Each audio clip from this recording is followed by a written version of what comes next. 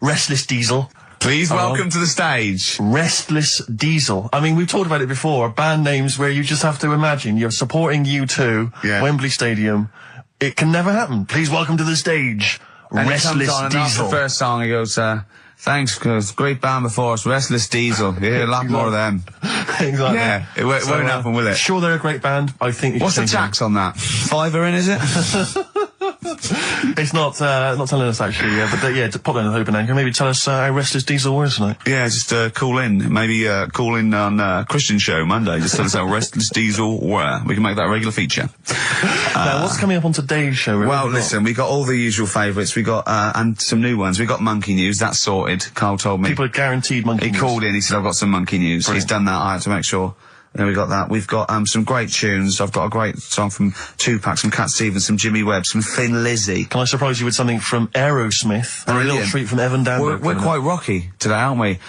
There's a threat there won't be Rockbusters. Good. That's no threat. But we can bring back Educating Ricky. Oh. I mean, because it's sort of like seasonal, isn't it, our show? We don't want it's not like Ant and Dec's takeaways on all through the year. Yeah. They go away for a few weeks and we get something else, like Ian Wright's, Friends Like These or something. Yeah. You know what I mean? And so maybe Rockbusters, maybe not. Rockbusters on hiatus, but Educating Ricky always fun. If you've not heard that before. And I'll tell you what, Jane's Addiction, just because they rock as well, don't they? Oh, brilliant. XFM 104.9. Excellent, Ricky Gervais. Jane's Addiction, just because on XFM 104.9, broadcasting from London, where people prefer to only be off sick when they actually are ill. Sure. I don't think I've ever taken a day off sick. Except when I had that terrible tonsillitis. Is that when you went home, stayed with your mum and dad? Yeah. Why is that a problem? No, it's back to health. No, I'm not saying it's a problem. It's back to health. Yeah, I've got a loving family. So sue me.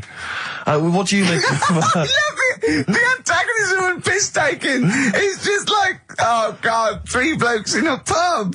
There's people listening. I can't go. Are there?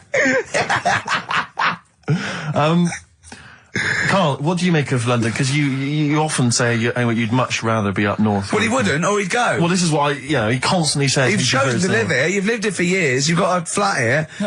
No. I chose to come here because I was offered a job that was good money. Yeah.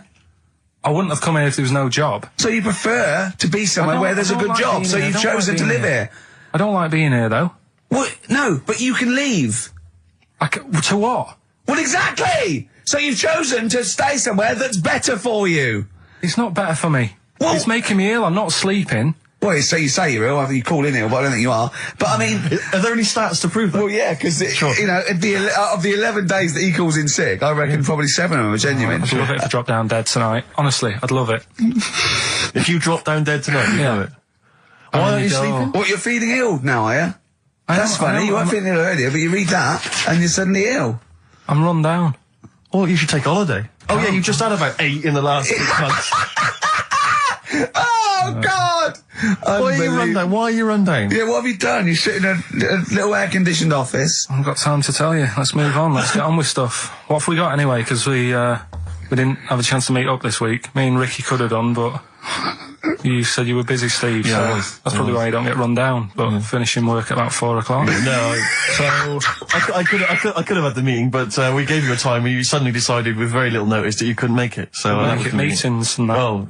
So what have we got? What have we got? It's 1:20. What have we got? We're on till 3. Well, we've been talking. We've been doing well. We've been playing some great rock and roll. We've been playing some lovely songs. We've told them. We've explained the survey just for employees. Be careful. Yeah. We've put that out there. We put a shout out there. People know. Would you say it was probably safest if you are an employer to never employ Mancunians? Well, I wouldn't go that far. I wouldn't go that far because you see that's only an average. So I imagine some Mancunians, like Londoners, are nice, reliable people. It's probably just a few bad eggs that throw the stats up a little bit. People that would go, I'm not coming in today. I'll put on some wet trousers. Sure. All right, stay in bed. Yeah. Stay in bed. Yeah. You still got them on? Yeah. Well, pop them off. Yeah. Put them on the radiator and go to bed with a little duvet. That'd be the best thing to do. Yeah. Yeah. So, all right, Karl? Right. What's your attitude? Is it because you're tired? Yeah. Well, why are you tired, though? You weren't staying up watching those Channel 5 films again, were you? I'll tell you what, me and Steve were having a little meeting yesterday over lunch about, planning stuff for the show. And, Gary Kemp came up to me, started having a little chat about old times, and, I went, oh yeah. As he went away, Steve said, right? Think of this. He said, Rick, don't take this the wrong way. Remember that sentence, don't take this the wrong way. So there's a right way and a wrong way I could have taken this comment. He nodded to sort of Gary Kemp and went, he's aged better than you. I went, well, how could I take that the wrong way? Yeah, it's not offensive. No. Well, the point is this. He didn't know me 20 years ago, so he's actually saying, Rick, don't take this the wrong way. He looks better than you do. Yeah, well, he does. But why say that, Karl? What? Did you really say that? Yeah, although, can I just backtracking for a second? I love the fact you said you bumped into Gary Kemp and you reminisced about old times. What old times did you share with Gary Kemp? Well, no, he came up and said, did we try the pops together? I went, no, I did Razzmatazz. I said, oh, we did Razzmatazz. I think he was thinking, had he ever met me before? But he hadn't, because we hadn't. That's what I meant. Yeah. And, but if you had to make an objective analysis... I wouldn't. I think that's out of order. Sure. I mean, you're always slagging me off, but apparently you can't make a value judgment on something else. No. I wouldn't do that. Well, because you're morally all over the place. You don't know where you're coming and going. Believe it. Sure. You should hear what I say about you behind your back. So, would you say you're better looking now than you were? Or... Than I'm what? Would you say you're better looking now than you were? Than I was when? Well, like, have you aged well? Yes. You've aged well? Yeah, I've kept my looks. Bit of Dando? Bit Evan Dando, this would be lovely, yeah. Evan Dando on a track called All My Life. That's beautiful. Yeah. I can't get enough of that. That's brilliant. Great stuff. Adverts? Radiohead. Go to sleep. She got in from work that Saturday, right? And I said, look under the tree. Knackered, right? At least it's Christmas. Yeah. At least I'm going to get a little bit. I said, look, you got some stuff under the tree, right? So, did you give her a sugar lump? Right, she was really chuffed with that. But she said she was a bit puzzled because I didn't know we had any wrapping paper, right? So I ended up using wallpaper. You didn't take it off the wall, though? You had No, it was some left over, right? So she said, why have you used wallpaper? I said, well, I didn't have any paper and you were getting in a bit and I wanted you to have a surprise. So she said, can I have a feel of them? I said, no. Presents. You thought, right, I've got the right thing. Yeah. Right. And then Christmas Day, I said, no, don't get carried away. It's nothing really good. We said we weren't going to buy each other much. So there you go, open them. Yeah, go on. And can I just ask, had you received your present from her yet? Yeah. So what had you received? What did he have? Had some shoes. Nice. Right. Getaway game for PlayStation. Nice. I'm just totting up the value of this. Those, Go on, yeah. And just also think about how much fun and pleasure you get from them. Yeah. Although, of course, condoms, I can see the the appeal. Well, okay. So I think but also add to that bit 150 quid for a meal. If you're going to start totting up, 150 quid for a meal. I bought her some shoes, 72 quid. Yeah, that was after the event, though. Doesn't matter. All right, so you'd received these, dare I say it, thoughtful and nice gifts. You handed over the box of condoms. They were wrapped up. She unwrapped them. Yeah. Go on, take us through it. Walk us through it. Well, it's not something you play with on Christmas morning. Oh, God. Oh. But when she opened what did them, she say? Well, I wrapped them twice as well, so she thought it was something really good. Extra protection. Right. And so she thought it was something really good. And then the disappointment would be doubled. Yeah, go on, yeah. And then she just opened it and went, oh yeah, so what's on the telly? And that was that. Ungrateful. What an ungrateful woman that is. Well, fancy not wanting I told her a box of economy condoms from Boots. I said to her about the thing about, it's all about the surprise and that, innit? Yeah. You explained that to her? Yeah. What, after she'd unwrapped it? Yeah. Thoughtful. And she was alright about it. Yeah. She understood. Rick, I suggested to him that he buy his girlfriend a gift. I'm worried I've done more damage to the relationship by suggesting that than if he had just forgotten. Next time you've got to go shopping for her yourself, Steve. I think I might do. You've better go shopping for her yourself. I'm glad it's all over, though. It's mental. Yeah. It annoys me. The whole thing annoys me. And she knows that as well. Yeah. She should know. She still insists on having Christmas once a year? Well. Wow. I'm No, but well, anyway, what did you get? I can't think what you bring to the relationship, Karl. I don't know what it is she's getting from you in this relationship. It's like she's doing all the work. Well, yeah. 80 times. Oh God! I love it. You're brilliant. I know what she's getting. He's the What, though? He's not thoughtful. No, but he's thoughtful. He's the best he can do with the brain he's got. Do you know what I mean? Right. He's doing his best. He's absolutely doing his best. There's no... He's working at the limits of his powers. Do you know what I mean, though? He's done as well as he can with what he was given. Sure. Yeah, and that's admirable. Yeah. It's like, I think he's done better than you'd expect.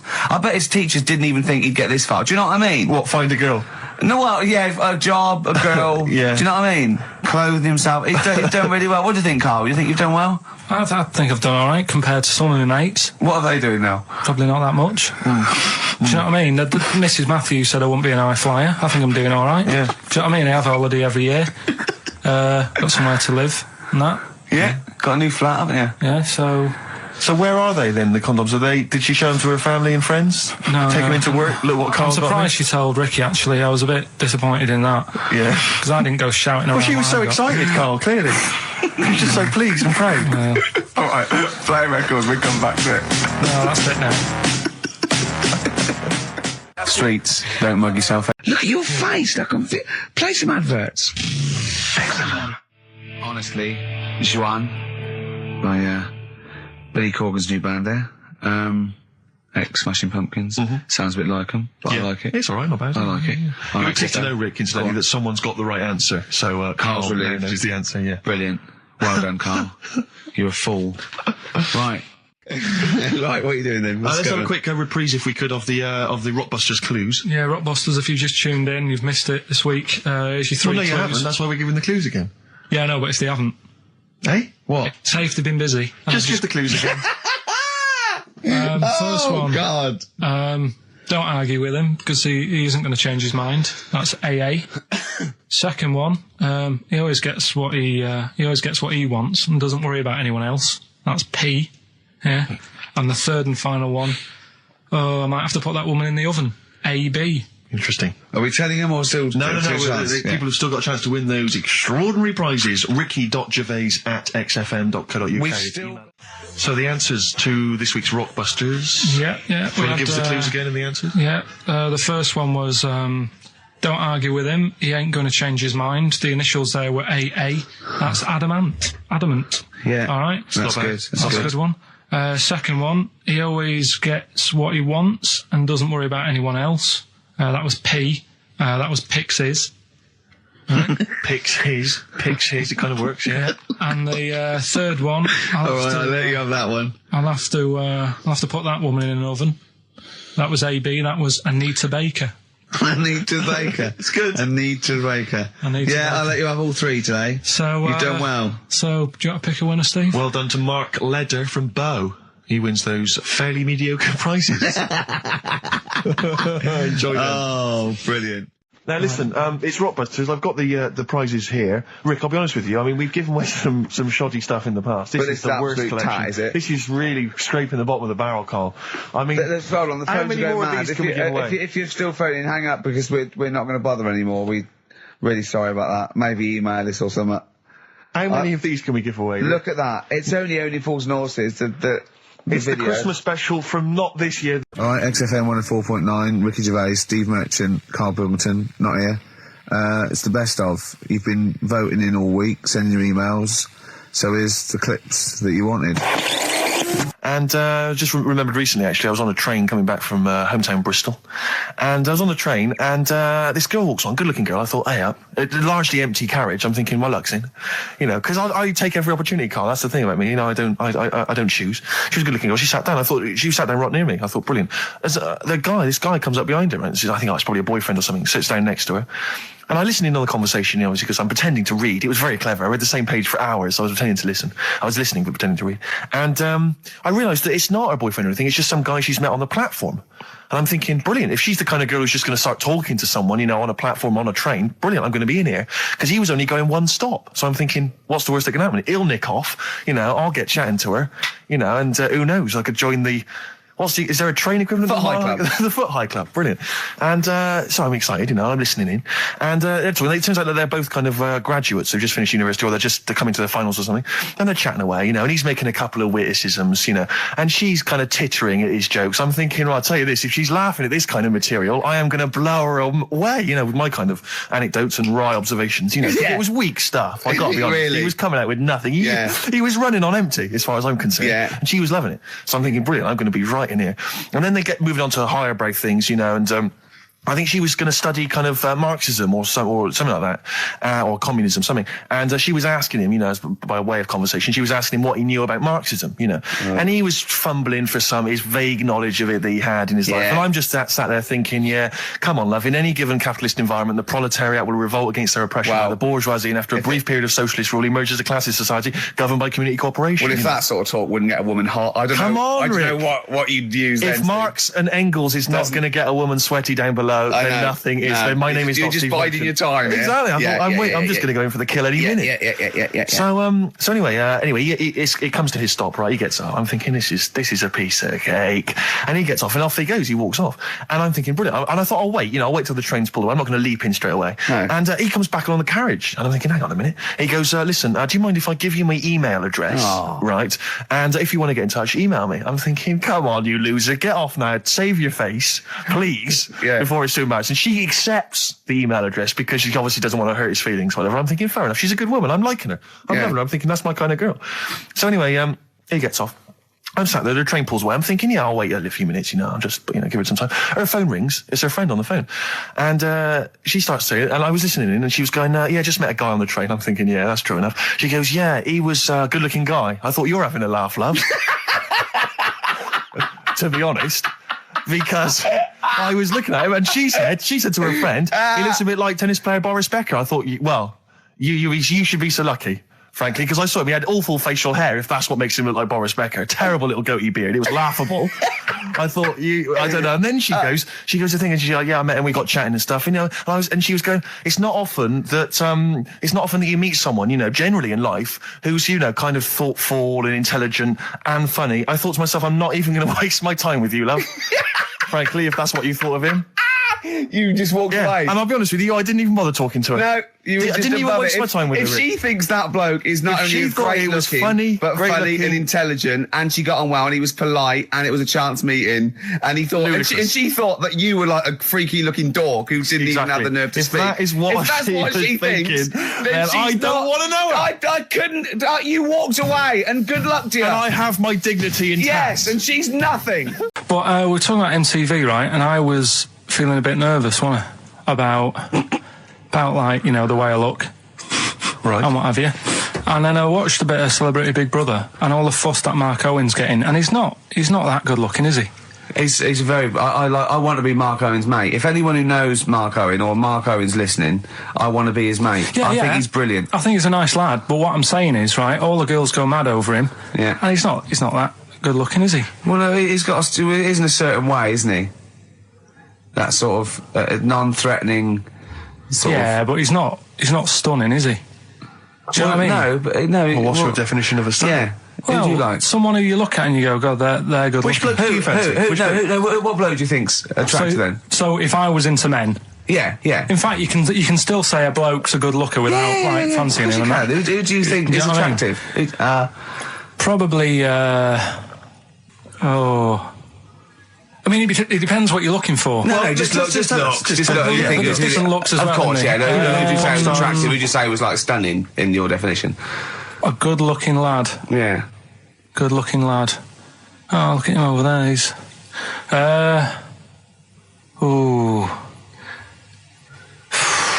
Do you find, Robbie Williams? Do you find him attractive? Boy Next Door. Look. No. Who do you? Karl, hurry up, because it's we've only got 2 hours. Probably. I can't think of one offhand. Mark Owen is pretty good looking then, really. There's not, just name one bloke that you think's an attractive guy. There must be one bloke that you've either met or that you've, seen in a pub Who do you think on a is poster. Attractive? Tell you what. Go on. Tell you what. Works here. Young Alex Zane.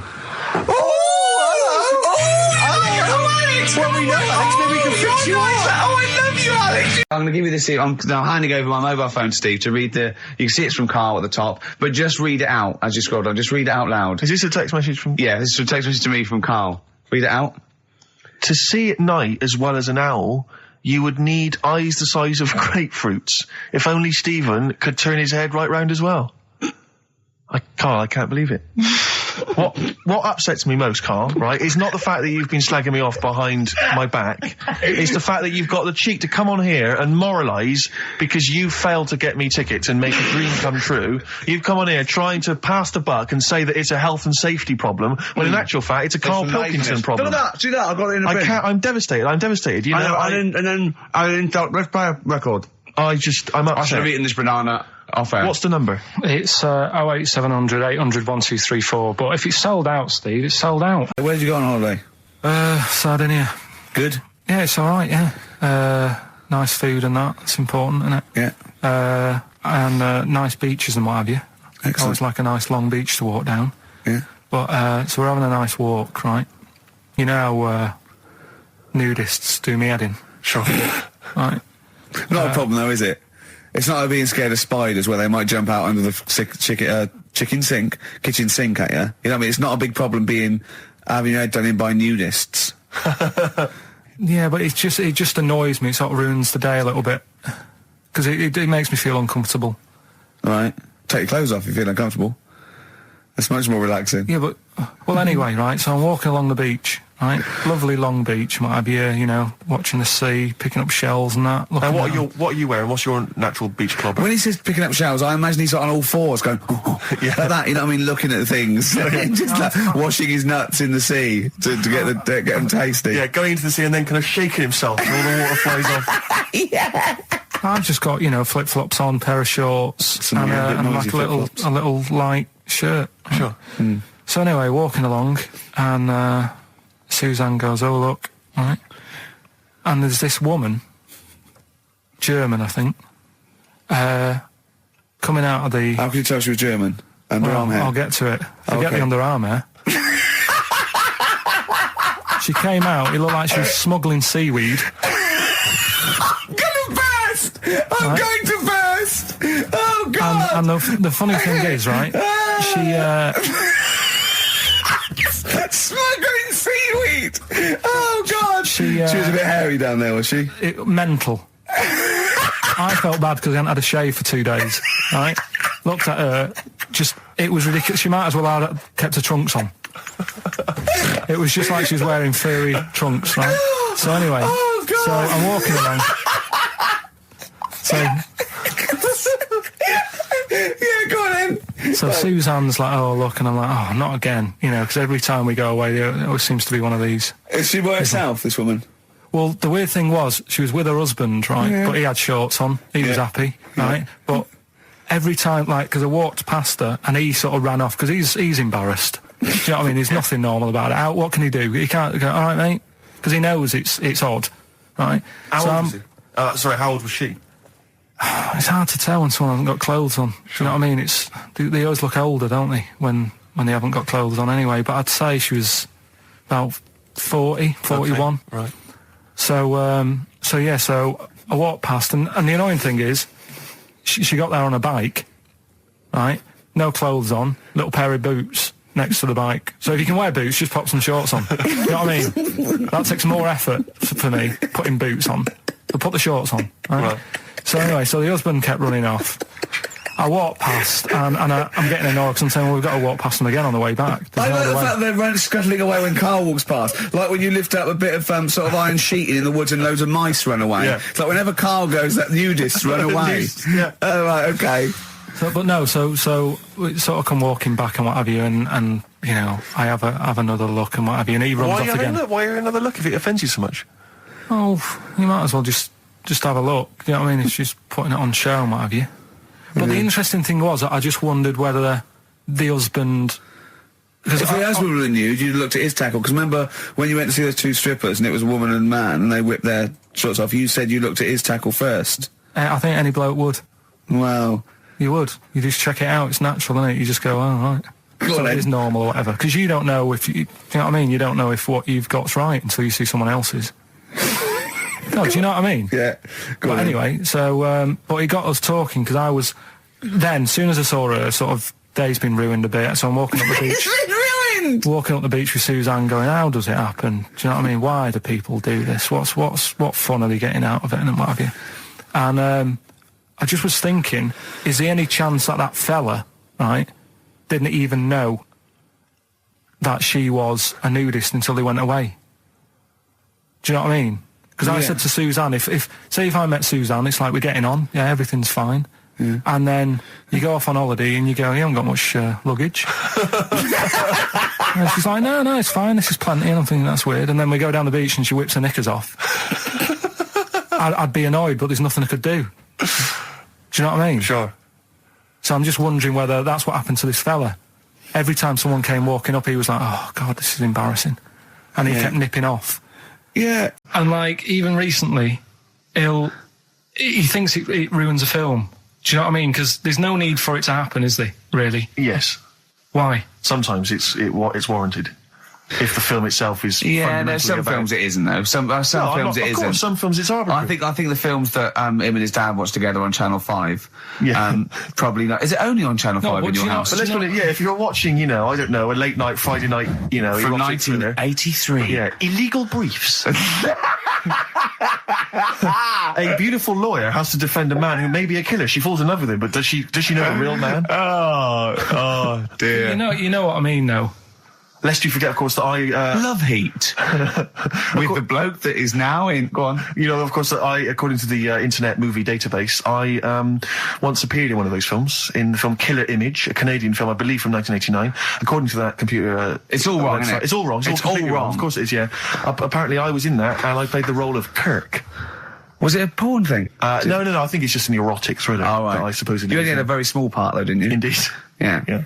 But no, do you know what I mean? Sometimes you don't need to go that far. Say, like in this Jesus programme, right? Film. What's it called? The Last Temptation of You're Christ. just like talking... You know what? What's his name? Is it Ralph in The Simpsons? Yes. I drawed a kitty cat. It's like talking to that. Yeah. No, but right, this sensation thing, right? Do you know, often we don't get that many complaints on this show. We don't get very many complaints. And I think that's either because there's no listeners, or B, it's because most people agree with Karl, and that terrifies me. Or they let him off, because it's like, you can plead insanity, you can go mental and kill a few people, where they go, oh, he's a bit bad. No, but was it because, like, they're saying that he was having it away, or is it because you saw it? What got the complaints? The complaint was the very suggestion that Christ it was a blasphemous thing, not the fact that you saw an actor's knob. So what about if they just cut it down a bit and you like saw the little stable door closing? It wasn't the baby Jesus having sex. It was the grown man. The stable door shutting. No, but you know what the they do? nativity scene. That is brilliant. The wise men saying, I can't believe we brought myrrh, we should have brought condoms. Yeah. There's 2 for 1 offer in Boots. Yeah, I don't know what we were thinking. It was frankincense. It's just that it's always awful. Should we apologise now to the Christian church as well? So Sorry, the little Chinese fellas, little Welsh fellas, and the little Christian fellas. We haven't said anything wrong. No. It's like, you see, when I was growing up... Stable door. I love the idea that in Karl's world, he was born in a stable, just thought, well, I love this place. Yeah. I'm just going to stay here the rest of my days. This is good here. Oh, brilliant. But when I was watching telly with my mum and dad, I mean, it still happens now, right? My dad will sort of go, oh, ruined. Good film ruined, right? If some sex scene happens. But what are we talking about sex scene? Are we talking about a kissing, or are we talking about penetration and looking at the camera? Going, are you enjoying this, Pilkingtons? What are we talking about? What is sort of extreme levels are we talking about? Right, last time I was down there, right? Yeah. What was it? Meet Joe Black. Meet Joe Black. Meet Joe Black is a terrible film. Yeah. Right? There was good film, and then it's going to happen because like the music comes in. Brad Pitt's keeping quiet. A woman's eyeing him up. Sure. So my mum, I love that. My mum's worked it out already, and she's going. Anything on the other side, love? She knows. She knows. It's something's. So you can be enjoying a film and you can be an hour and 10 in, and then some spidey senses of one of them can go, should we turn it over? And the other one goes, yeah, all right. Are you sure it's not them protecting you from scenes of sex. So that what they're thinking is, what if Karl gets the idea to have sex? Yeah. That could lead to procreation. We don't want any more like him. Yeah. We've got to end the line here. You sure it's not the doctor? Keep calling out and going, you are keeping away from exactly. women, aren't you? He must never find out. Are you how sure it's they're not done. embarrassed because they're watching a sex scene with their son? It happens every time, right? There's two things that my mum does, right? It's that, if there's sex scene on the telly, she'll go, anything on the other side, love? And the other thing she always says, if ever there's anything on the telly with Elvis in it, Yeah. she goes, I like him, right? And we all know, we sat there, we know what she's going to say next. Yeah. So you don't even bother saying why, right? And she goes, he likes fat, ugly people. He what? He liked fat, ugly people. He didn't always go for, like, the good-looking fans in the crowd. What Elvis did? Yeah. Right. That was always the thing. And I'm sorry, no, hold on. I don't know what we're doing now with our lives, Steve. Wait a minute, right. So your mum says two things, right? She either says... Is there anything else on the other side? Or, I like Elvis. There's a pause because you know what she's going to say next. She says, he liked fat, ugly people. How often does this occur? Well, because they've got, like, Sky, there's a lot of those channels on. They're like the music channels. So Elvis always comes on. There's either an Elvis film, there's, like, a classic hit by him on... And she'll go, I like Elvis, he likes fat, ugly people. And what do you mean he liked fat, ugly people? Is she a fat, ugly person? Because there's that special Vegas show, isn't he, where he's dancing about, right? And he's got loads of scarves around his neck. Towels. Yeah. And, like, he always hands them down to the fat, ugly ones. Right. And I always say it's because they're the fat, they've got a sweaty face because they can't, you know what I mean? I don't know what world they live in. I don't know how we've gone to this subject. What sort of world are you guys when you're watching his face? And what do you mean fat, ugly ones? You mean they're in the front, they're sweating a lot because they're a bit chubby? So she thinks, is giving them a towel because it's but he's really going, wipe your face, you're putting me off, you fat cow. Stop sweating near me. There's another one. What? So, hairy Chinese kids. Yeah.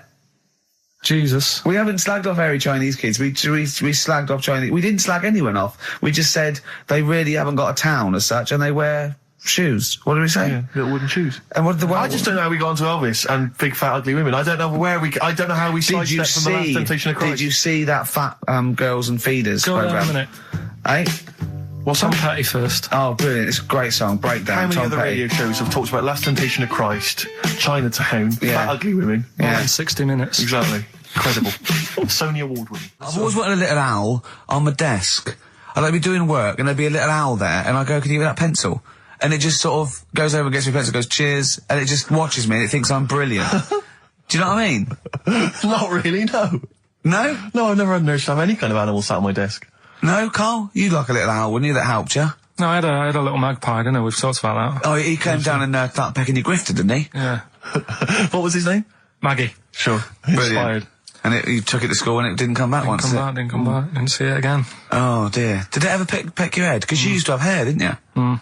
Yeah. No, it did. It started getting a bit violent. Really? Yeah. But was it becoming sort of age when adolescents probably sexual frustration sort, because I think magpies go for shiny objects, don't they? And you were probably sort of probably losing it a little bit then in the front, and so when the sun was out, There's a bit of a sheen on the front. they saw a glare and thought, I'll have that. Yeah. What is that? That's brilliant. Yeah. Or as it was sort of pecking away, it mistook it for a tree. Yeah, because of the noise. Because of the made. noise. Yeah, the hollow sound. Go on. Women wearing trousers and that, right? On the estate that I grew up in, on, right? There was a woman about 4 houses down, right? Rough.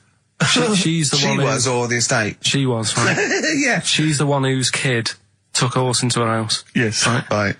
Now, we won't go over that again. No. If you're a new listener, I think we covered. I think they get That's the all you idea need to now, know. Right? Yeah. Now, she used to wear leggings. Yeah. No, they're a bad idea. They are a terrible idea. I agree with you there, Karl. If you're a lady of What the colour? normo persuasion... Were they pink? No, they were sort of black, but with all bits on them. Oh, right. Do you know what I mean? What, toast and Just horse bits. droppings? Yeah, go on, yeah. And she used to, she's quite a big woman. Sure. Pauline Quirk, I think Yeah, we well, described her as. Look like a light bulb, which It is is those bending kind of over in women that are leggings. attracted to leggings. Yeah, I know, yeah. They are drawn to them like a moth. Sort of flame. Yeah. She used to wear them, and that's what I remember when I read this piece. She used to work on one of those sex line things. Right. Right, she used to do that. But What, was she, an engineer? the weird thing with her was, She had big eyelids. Right. Go on. That were too big, and this is what I was thinking. What do you mean she had big eyelids? How big do eyelids have to be for you to go, they're big eyelids? What was she shoplifting with them? Would she come out of Dixon's with, like, radio stored in them? What do you mean she had big eyelids? It was another one of them popular things round our way. Do you know, like... What do you mean popular things? They didn't they go, oh, I'll tell you what, they're all the rage. Can I get some big eyelids, please? No. It was just like one of them things that people suffered with. Just big eyelids. They could hardly open their eyes. What do you mean? What do you mean? That's one of them popular things round where I grew up. People had big eyelids, they could hardly open their eyes. What does that mean? What sort of freak town were you born in? You had webbed feet people with big heads, you got women with big eyelids. What does big eyelids mean? Are you confusing her with the horse? Yeah. Did she have hooves? Look, what? Just too much skin. It was like the neck of a chicken. But on the eyes. Well, what's your point? Anyway, so there's this big eyelided woman with the leggings. And that's what I'm saying to you, though. That's... When I read that story with people with trousers, I went from that to a woman who used to have big eyelids. I still know the point. But then, and also the other bloke who had the eyelid problem was a mate of mine. Right. His dad had it, and the darkness growing on me on XFM 104.9. Oh, it's all going well already, isn't it?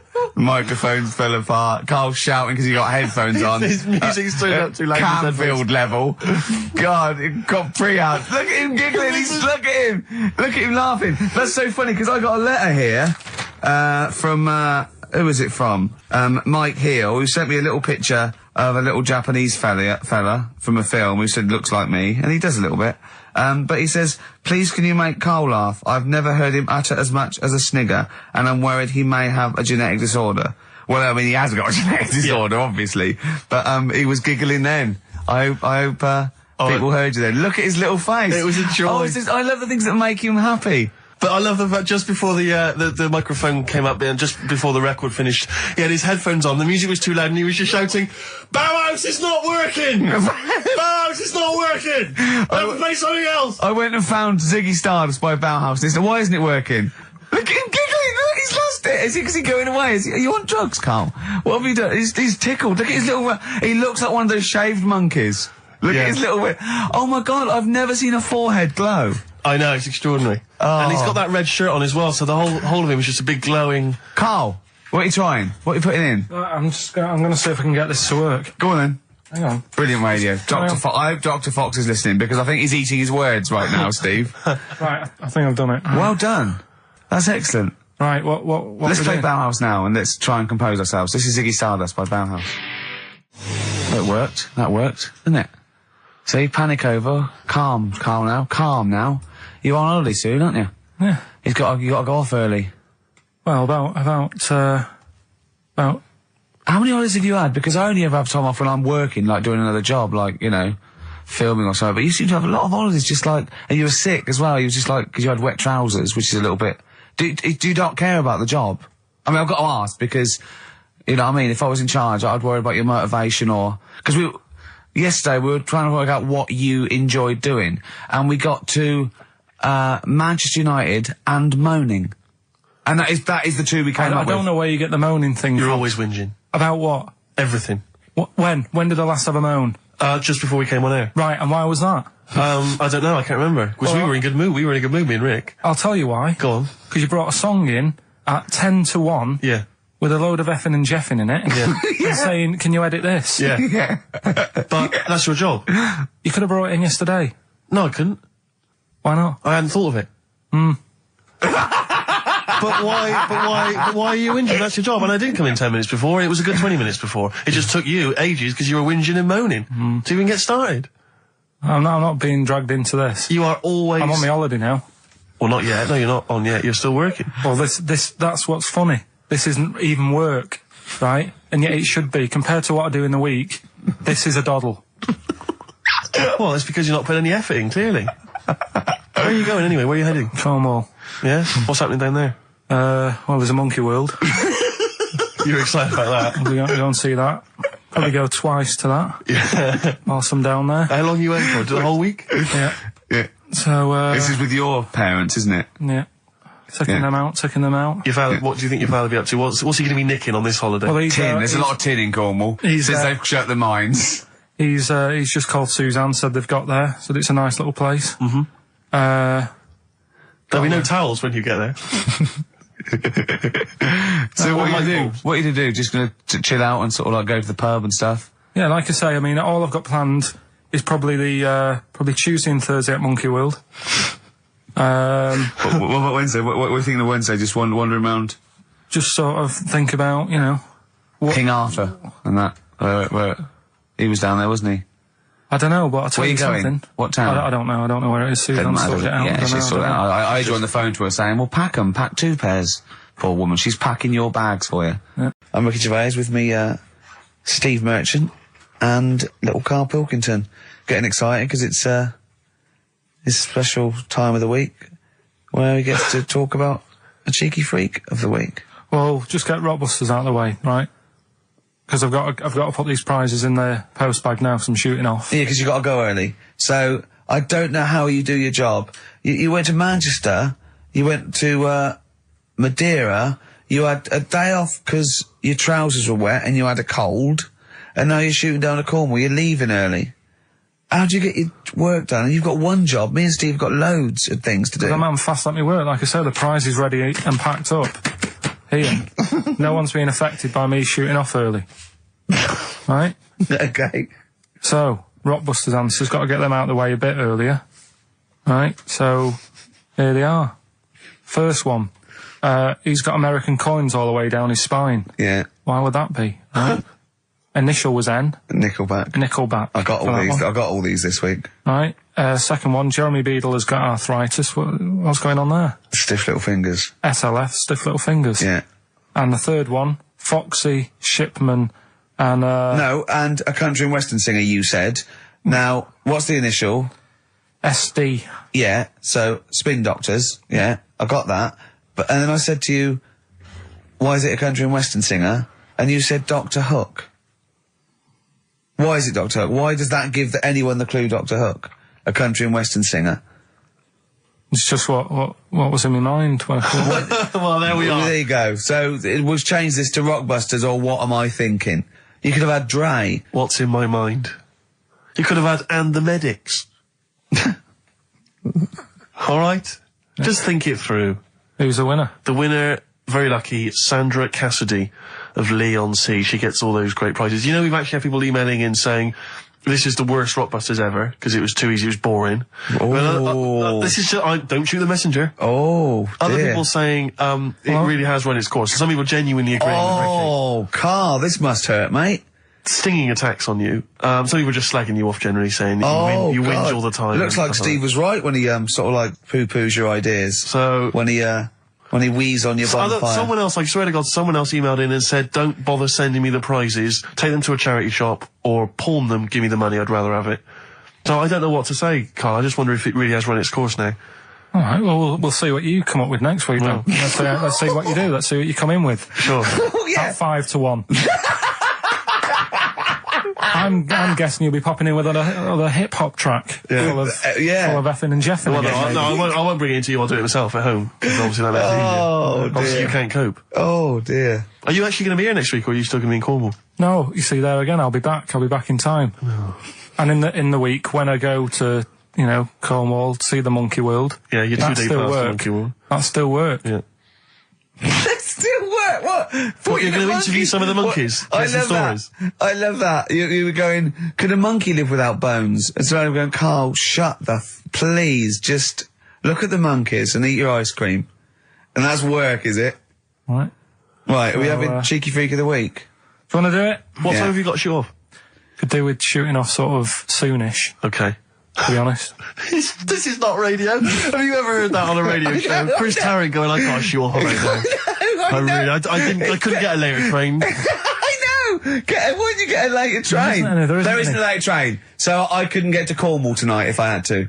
If I had to finish this show, I couldn't possibly get to Cornwall. Rubbish. Of course there's a later train.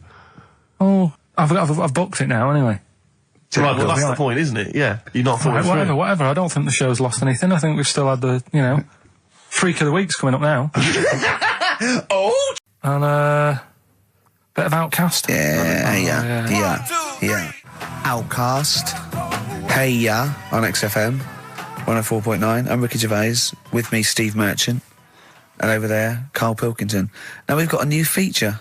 Well, I don't know if it should become a feature every week, Rick. I'm not sure it's got legs for that. No. But maybe in the absence of Rockbusters. Basically, I was looking through the pigeonhole, and we got a lot of stuff sent to us, a lot of junk, stuff we don't really want. Yeah. And a lot of people, for some reason, they send us... Begging letters, a lot of that. We get sent a lot of CDs by people, bands, artists, who have not yet been signed. Maybe they've knocked something together in their bedroom. They got a band... And they just, for some reason, they want our feedback. They want us to sort of give them some thoughts on what they think, where they're going wrong, stuff like that. And I just thought, I was having a clear out, and I thought, why not just give them a little chance, Yeah. Just throw them a bone, Rick. Honest critique? Honest critique of some of the artists that sent us stuff. Okay, go these on are bands that have not been, they've not got a record contract. This is exciting. Okay, name the 3 bands well, first. We'll go through them individually, and I'll hear a little snatch, and then I'll get your opinions, both from you, Rick. I know you've been in the music business, you've got a good general knowledge of music, and you've got good taste. Big time, and also big time. Karl Pilkington's views as well. Yeah. We know what to think of them. So this first band is called Kellerton Road. I'm sure they're very excited. As I said their name then, they probably can't believe it. They're phoning each other now. They're getting so excited. All friends are phoning them now. Yeah, Turn your phone off. They of can't people in this band. You don't want to... Yeah. Well, okay, then Kellerton Road. Kellerton Road. Play a track from them. So that's Kellerton Road. I think that's a track called Secretly. And looking on the back here, there's 6 of them in the band. They all pretty much look the same. They've got the long hair, the usual sort of look. What do you make of them, Rick? All right. Yeah? Quite like that? Good, yeah. I mean, bit generic. The chorus is a little bit simplistic. I like good production, good musicianship. Reminds you of something maybe like the Thrills, that sort of thing? Yeah. I mean, yeah, good. Jukebox or junk box? What's a junk box? I'm just trying to make it sound snappy. Jukebox or junk box? Don't, because you haven't got it. Don't ever stick to what you're good at. Okay. What, being sexy?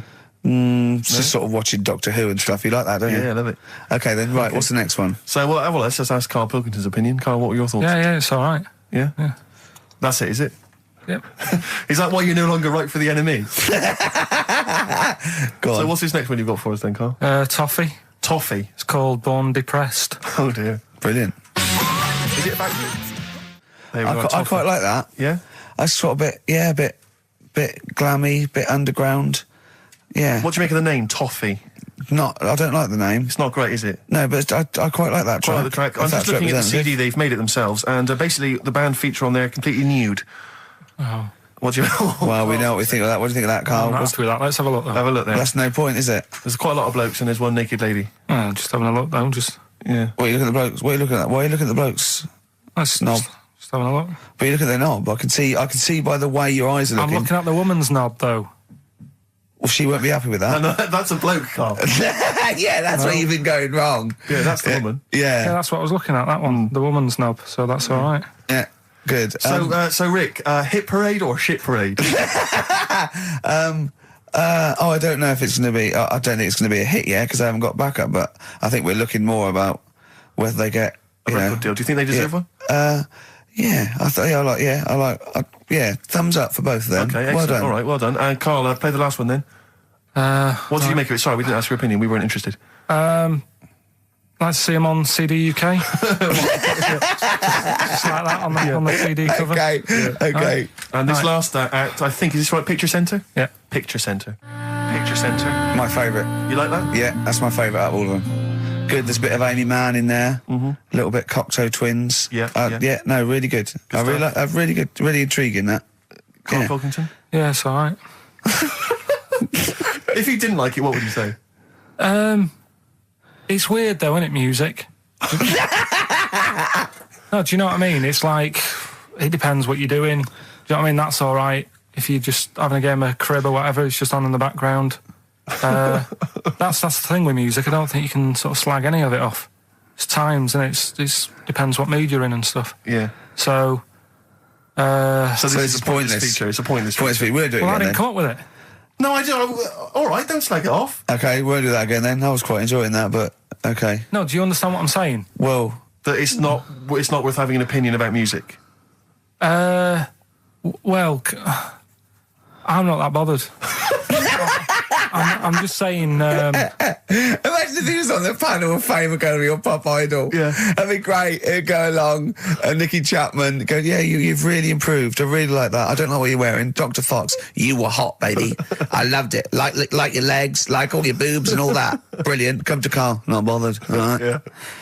Brilliant. No, we'll keep it up. Play a record. Yeah. Oh, come on. This is my favourite. Can I change? Well, this is my favourite out of all four of them. Lynyrd Skynyrd. Yeah? Yeah. Yeah. Slam dunk this puppy. Jet. And roll over DJ on XFM 104.9. No. I was on the way in today, right, Steve? Mm-hmm. Walking in. Always walking in. I get left early and stuff. I like to get in early, get some bits done, that. Yeah. Monkey News, songs of phrase. That sort of thing. And living in London, right, there's a lot of shops that open early and stuff. Do you know what I mean? People say that's a good thing about London. Yeah. It's almost like 24-hour city and stuff, right? I'm walking in and there's like, you've got your news agents open. Obviously. Selling newspapers and that. That's good. They've got to be open early. Yeah. Then you've got your coffee shops, your Starbucks. Have a cup of coffee in the morning. morning. Do you know what I mean? They're doing well in the morning. Yeah. Then you see like the odd restaurant and you think, well, maybe they sort of got the doors open, but they're preparing for lunch. So you think, fair enough. Yeah. I'll let that pass. Yeah. Carrying on walking down the road. Bondage shop. Open. Sure. About 10:30. Yeah. Busy, was it? There's a couple in. Really? Some good offers. About 10:30 for a bondage shop. I'm assuming if you're into bondage, though, you stock up at any time, day or night. I mean, you don't... Yeah. Well, I assume it... I suppose you get up and you go, oh, I've got nothing on, I need to be a bit tied down. Yeah. I need some rope. These clothes are too baggy. I need more belts. Oh, God. I need more straps. Yeah. Oh. Get some rubber on my face. Weird, though, isn't it? What were you doing in there? So, just having a browse.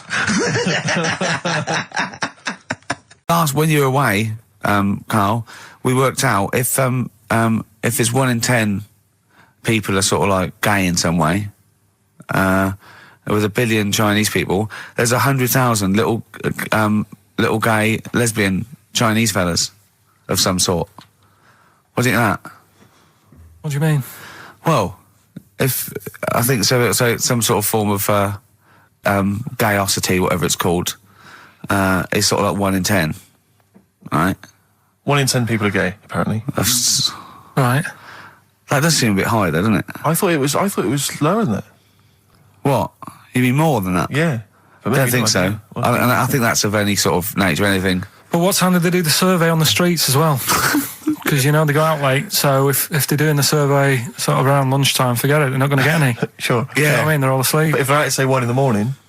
Well... It's going to be higher, isn't it? Yeah. Well, the thing is, Karl's favourite song, The Killing of Georgie? A little fellow and a little gay fella goes out and he gets beaten up and that. Karl went, yeah, but would it have happened if he'd have been going out at a decent time? True. But clearly in the lyric, it says, Georgie left the theatre before the final curtain fell. Yeah. Now, theatre's finished about 10:30. Yeah. So even giving him half hour, I reckon it was only about 11 o'clock. So you're talking rubbish there. Are you sure that wasn't his curtains in his flat and he's closing them before he goes out? No, he was at the theatre. But I'll tell you what, I just realised something. Maybe where most people were going home after theatre, he was just going out. Exactly. That theatre to him is like a matinee. Exactly. Isn't it? He's off out clubbing, isn't he? He's off down, he's going to get some ammo, he's going to get a couple of butt plugs, and he's not even going to start dancing till midnight, is he? Have any of us ever met any gay people? It's just, I mean, our view of them is, I don't know. Email in if you've met a gay person. Yeah. Tell us where we're going wrong. Yeah. Have any of us ever met a gay person? I mean, the way we talk about it is just like, have we ever met Chinese people? I've seen them. I've seen them out there wandering the streets, but I don't think I've ever had a conversation. No, here's the irony. I definitely know and have met more little gay fellas than little Chinese fellas. Yeah. Have you ever had any little Chinese friends? There was a girl at school who was Chinese, but she was kind of inscrutable. I couldn't get close to her. She was sort of mysterious. Right. Rockbusters? Yeah, brilliant. Right then, this is where I give you a little cryptic clue and some initials, and it sort of makes up a band or an artist and stuff like that. Yeah, sort of being the operative phrase there. Yeah. Let's see how he reads this clue. Yeah. This is going to sound like Oscar Wilde. Clue number 1. 3 different clues. Clue Oscar number Wilde 1. was Chinese, apparently. Was it? Yeah, it was illegal then. Right. Will you leave the entrance to my garden alone? Sorry? Right? Will you leave the entrance to my garden alone? Are we back on the gay thing, or is this... This is the clue? That's the clue. Right. Clue for Rockbusters number 1. Will you just leave the entrance to my garden alone, will you? Right, that doesn't count because I know what it is. And what were the initials? What are the initials? GG. Correct. Yeah, right, but you've got to pronounce the artist correctly. I'll pronounce the artist, because I know what it is. Don't ruin it. No, People- when the answer comes, I'll pronounce the artist. Right, can we just focus, please, on the quiz? Go. What was the clue again? Give it again. Will you leave the entrance to my garden alone? Stop messing with it, right? GG. Okay. Right? Next. Doesn't count. Next. Incorrect. Don't phone, but you can send a message on my mobile if you want, right? That's Yeah. T. It's another little easy one. And the last one, we were sharing out the male sheep. Right, that doesn't count either. Can we just I know what that is. I know what that is. I don't care. We'll come to that later. Yeah. And number 3, we were sharing out the male sheep, and I think I got the best one. Right? DG. DG. Yeah. So quickly again, will you leave the entrance to my garden alone? Stop messing about with it. Yeah. Right? GG. Yeah. Don't phone, but you can send us a message on my mobile if you want. Right? That was T. And the last one, we were sharing out the male sheep, and I got the best one, so that's good. Right? DG. All right. Ricky.gervais@xfm.co.uk. Have we got any prizes? Do you want to have a look? Well, don't worry about it. Oh, this is don't worry about it. pathetic. Have we got any prizes? Just, look, the Yeah, clues fine. are rubbish, the clues don't work, the show... this is pathetic. Play a record. That's what it should be called, and the clues don't work. Blur. Out of time on XFM. Well, we're not out of time, we've still got an hour left, boys. Hey! Luckily. Brilliant. A lot of emails, obviously, about the Chinese. People as fascinated as we are. I don't want to discuss it, interminably, Rick, because there's so much to say, and we've said most of it in the past. Yeah. Get a couple of emails. In fact, I think, Karl, you told us this information. Remind me of it again. If all the Chinese people in the world were... We're in a line and that, because there's loads of them, you'd never get to the end of it. Right. No, it's not that. It is It's that. no, if all the Chinese people formed a line and started walking out of China, you'd never get to the end of it. That's what I just said. No, it's because, though, Yeah, but they'd be having babies. You know what I mean? Still, it'd be adding to it all the time, wouldn't you? But would they be walking and shagging and having babies as they're walking out? Yeah, that is, yeah. I'd love to see someone organise that. Maybe the Record Breakers team. I tell you what, I'd love to see Ross McWhirter or Norris, who is it? Who's the one that's alive? I forget Norris, I think. Norris, right? I'd love to see him to coordinate that. Yeah. 1.2 billion little Chinese fellas, boy, girl, boy, girl, boy, girl. Yeah. And where are they walking out of China? Which exit are they taking? They're taking the Through Tibet? Or? I think it's the Gate 9 Slip Road, the M43, Right. to St Petersburg, right? And they go, and walking and shagging. Yeah, exactly. Yeah. Because some presumably are dying as they're leaving. No, but they live to 120. That's true. So they claim. Well, we know Karl's theory on that. Do you want to just tell new listeners your theory about leave when all these Chinese people get the records for oldest people in the world? Come on, what's your theory, Karl? Leave it. Karl, Just that they're probably lying. Why? That's all. Because a lot of them don't age that well. Some of them do. A lot of them don't, and they always look older than they are. I read the other day, right? Do you know the one who was the oldest woman in the world, right? Chinese woman, right? The way she did it, it was... she didn't die. That was her secret. What she did, she got up every day and didn't die. No, she was like awake and that, and then she'd have 2 days just sleeping. Right. So she wasn't really that old. So yeah, the things that annoyed me was like you get bored sat around the pool after a couple of days. I'd read my book. Yeah. There wasn't much going on the. Not even any complex. crabs to throw sand at, was No there? crabs or anything. They wouldn't bother with Lanzarote, right? So decided to go on a little trip. That's when I saw the volcanoes and that, 36 of them. So we go on the trip, and the thing that annoys me, it does happen every holiday that you go on. If you go on a sort of a package thing, they have these trips, right?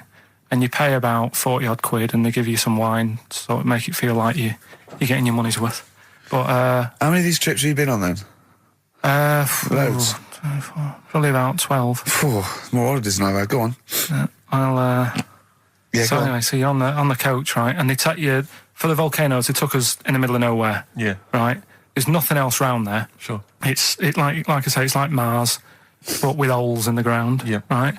And they sort of drop you off, and they go, right, everybody, see you back here in an hour. There's loads of volcanoes for you to look at, and a coffee shop over there. And you know for a fact, right, you don't need an hour there. You could just say, well, just keep the engine running, because I'll have a look in this hole, we'll get back on, give us 5 minutes. Don't need an hour. Absolutely. He said one today, he saw my salamander. It's not a euphemism. He saw my salamander, and it's just sitting there in the tank. Your exotic pet. Yeah, and he's worried about there not being a lid on. And he said, I went, what are we worried about? He said, wow. He said it sits there for 24 hours a day, obviously planning to get out. Well, it's got nothing else on its mind, and it's, the daft thing is, he has actually got the lid ripped up a little bit. And I'll be looking up there, and it's going to get out. But what's the worst that could happen? What's it thinking? What do you think it's thinking, this salamander? It's got its eye on the DVD player. Do you know what happened to me on the way in? Go on. A homeless person called me a dickhead. How did he know? Do you know him? Is that why? He's like the local big issue fella. Oh, yeah. Yeah. And he knows me, he sees me walking up and down the street. Oh, that's how he knew you. Right. So normally I have a bit of a chat with him and that. And I walk past him. And, you know, I can be a little bit cheeky with him, because I've been cheeky with him in the past with stuff.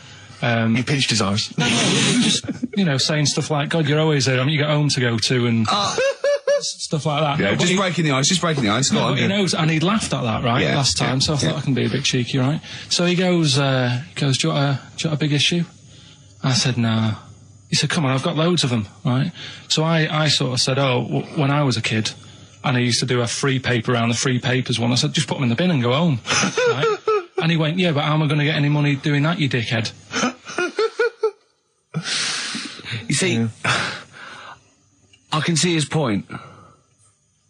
He is homeless and having to sell newspapers to get 50p or a quid or whatever. Yeah, and sometimes I treat him, right? And today I didn't have any money. I had a takeaway last night, and I normally give them a quid, and I felt bad not being able to do that because I didn't have any money on me last night. Right. I couldn't look him in the eye. Did you explain this to the homeless person, the traumas of the takeaway without the tip?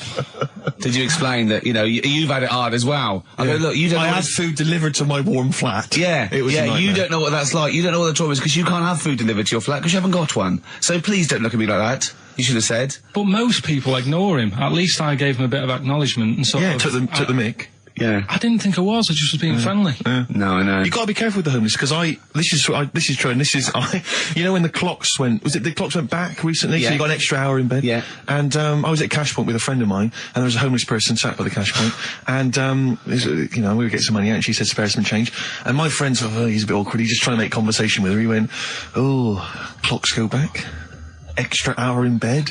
Oh no. I gave her £2. I felt so bad. He didn't do it intentionally. He didn't realise what he'd said. Just making conversation. bumbling. It's tricky making conversation with the homeless, because there's so many areas you've got to avoid. You know, what was on the telly. Yeah. You know. Although I get recognised by homeless people and think, are they? I don't know where. But you got to remember, that's very much your demographic, Rick. Yeah. You know, Dixon's people window. who watch TV I'm through very the window of big on- Dixon's. Yeah, in Dixon's. Yeah, there was the Ricky Gervais as well. Yeah. Pop the telly Well, on. they can smell the alcohol on you. They think you're one of them. I've got something to tell you, actually. You know, we teased Steve about not ever spending any money. I'm careful with money. I'm not. Yeah. Guess what? He's treating it like he's nurturing this, right? He keeps running off, right? In the edit, he's having a suit made, and he wants to be just right, because I reckon he's forking out quite a lot. He's having a suit made. Think of that, him. Let me tell you this, though. I don't want you thinking I'm getting all flash with my cash. It's very hard to buy off the peg when you're 6'7". So, you know, it was a necessity. Karl, I don't want you thinking that this is the beginning of some new phase. Well, is everything you buy sort of made to measure? Or... No, I'm afraid if only I could afford it, mate. But, no, I'm off the peg generally, but... So what, like properly done and that? Just... Oh, yeah. It's the full thing. The full works. Got to keep going back for fittings. They got that little bit of chalk, you know, the pins. It's where I had mine made. You know how good I look all the time. Did you have to have that thing done where they say... what side do you wear your member? what side you dress. They don't say what side you wear your member. That would hardly be a euphemism, would it? So they say what side you dress, sir. It means what side your little John Thomas leans, doesn't it, on rest, usually to the left, isn't it? Your little left testicles. If I said to you now, what side do you wear it on? Do you know? It would be left. It would be the left. That's what I mean. If standing there, right, with nothing restricting it or holding it in or holding it up, right, it sort of leans. Your one ball is sort of like slightly back and lower, isn't it? And your little John Thomas rests there, so it's left. And the reason they ask it is so they don't put the tape measure up on the left and squash your willy or touch your willy.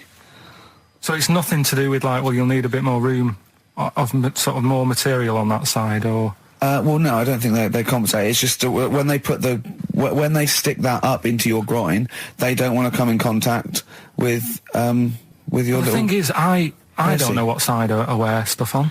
I just sort of pull my pants up and what. Yeah, it's just like you know, you had the girls in and that, and it reminded me.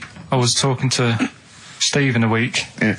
I think it's when people were talking about going to Stringfellas and that. Yeah. I was talking about seeing naked people. Yes, I asked him. I said when he used to watch, say, he accidentally flipped onto BBC Two and some ballet was on, would his eye ever been drawn to maybe the gentleman's lower regions rather than the ladies? The gentleman's package. Yeah, would your eyes ever be accidentally drawn to that and you couldn't resist it? And you said yes. Yeah, because right. I don't think I'm. Oh dear. Well, go on. I mean, fair enough. No, right. I'm always looking at the beautiful ladies, but fair enough. Yeah. No, go on.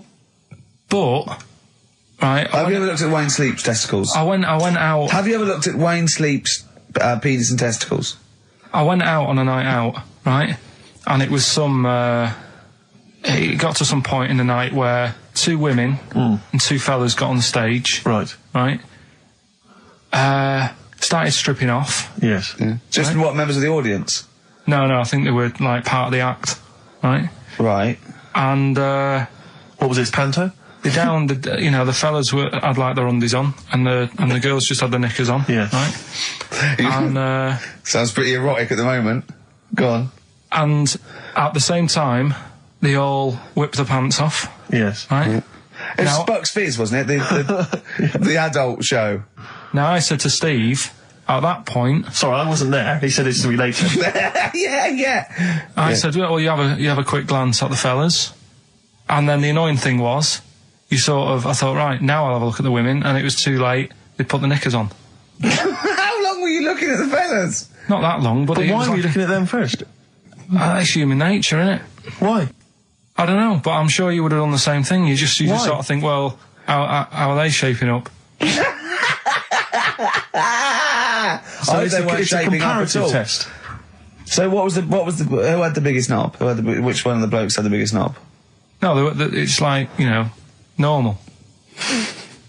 But This is a whole new side of you. This is a whole other area. So you look at ballet dancers, you look at the gentlemen's. No, I don't. package. I just was, when he said this, it reminded me of this night when I was walking home thinking, didn't get a look. Because I was messing Where up. was this? What event was this where people are stripping off? Carl, I tell you what, you are the most interesting man I've ever met. But are you comfortable being nude and that? We've done this. Well, I don't know what this is. We did this last week about, are you comfortable being nude? No, I know, I was talking you're about probably that. most comfortable being nude. It's just probably not in public. Well, Ricky's only really comfortable nude when he's eating. yeah. There's nothing to get, Yeah, you can just wipe spilt on yourself it. down. Yeah, you just sit in the bath, yeah. No, but I talked about that, and then when I went home, I was talking to Suzanne about it, and she said, "What's all that about? You don't like being nude, right?" And I said, well, it's not. It's like I'm part of an Alan Bennett play. One of my uncles, right, Tattoo Stan, he's just caked in them. Tattoos. Right. I don't think he's my proper uncle, but it's just like my dad's got. Stan. No, my dad's got. That's a province in Russia, isn't it? My dad's got loads of mates who. When you like, say he's have not your names. proper uncle. Do you know how, like, when Just a bloke who someone used to comes hang around around, with you're the alright, Uncle Stan? Yeah. Do you know what I mean? And my dad had loads of mates like that. There was John the Screw. Right. So he either works in a prison or he likes to have sex. Cabby. Cab driver. Okay. There was Jimmy the Hat. I don't know where he Jimmy did. the Hat. Yeah. And, Did he wear a hat? No. No. It was Fred the Veg. You sure he wasn't a relative? Sorry. Fred the Veg used to get us like big bags of potatoes and that. Fred Veg, okay. And it was Tattoo Stan. Right. And he was just caked in them. And I used to always look at him thinking, why have you done that? I must have only been like, 6 I or suppose 7. if you're born with a name like Tattoo Stan, Exactly. you're destined, aren't you, were really? they like a 1950s gang? I'm worried just about... like, I'm worried Who were about... doing a bank job. What was his name? The Hat? What was his name? Jimmy the Hat. I'm worried about Jimmy the Hat. Yeah. Not having a hat. I don't understand it. Are you sure he didn't have a hat? Not when I met him. Did he ever wear a hat? I didn't see him that much. Do you think it was a joke, like, when your mate's sort of like, 8 foot and huge, you call him Little John or Tiny? Do you think... Well, the fact that he never wore a Yeah, hat. they went, hold on, I've noticed something about Jim. Go on. No hat. And I go, oh, true, let's call him Jim the Hat. Jimmy the Hat, yeah. But me Uncle Stan, he had like loads of them. He did them himself. Oh dear. And it was always that thing. God. What was it things like? He had like the cross. cut here, Cut here, on made the in neck. Britain. And if you're going to do them yourself, I'd say at least make sure you're sort of a good drawer. Yeah. And don't do it in the mirror so it comes out backwards. Well, that was the other thing. But like, I remember he did. Names are all right. He had like all his kids' names down his arm. And, what were they called? Yeah. oh, God, it's Tattoo Stan Jr. Yeah. and Paul shits to bed. So me and Karl went out for a beer, and it was great, wasn't it?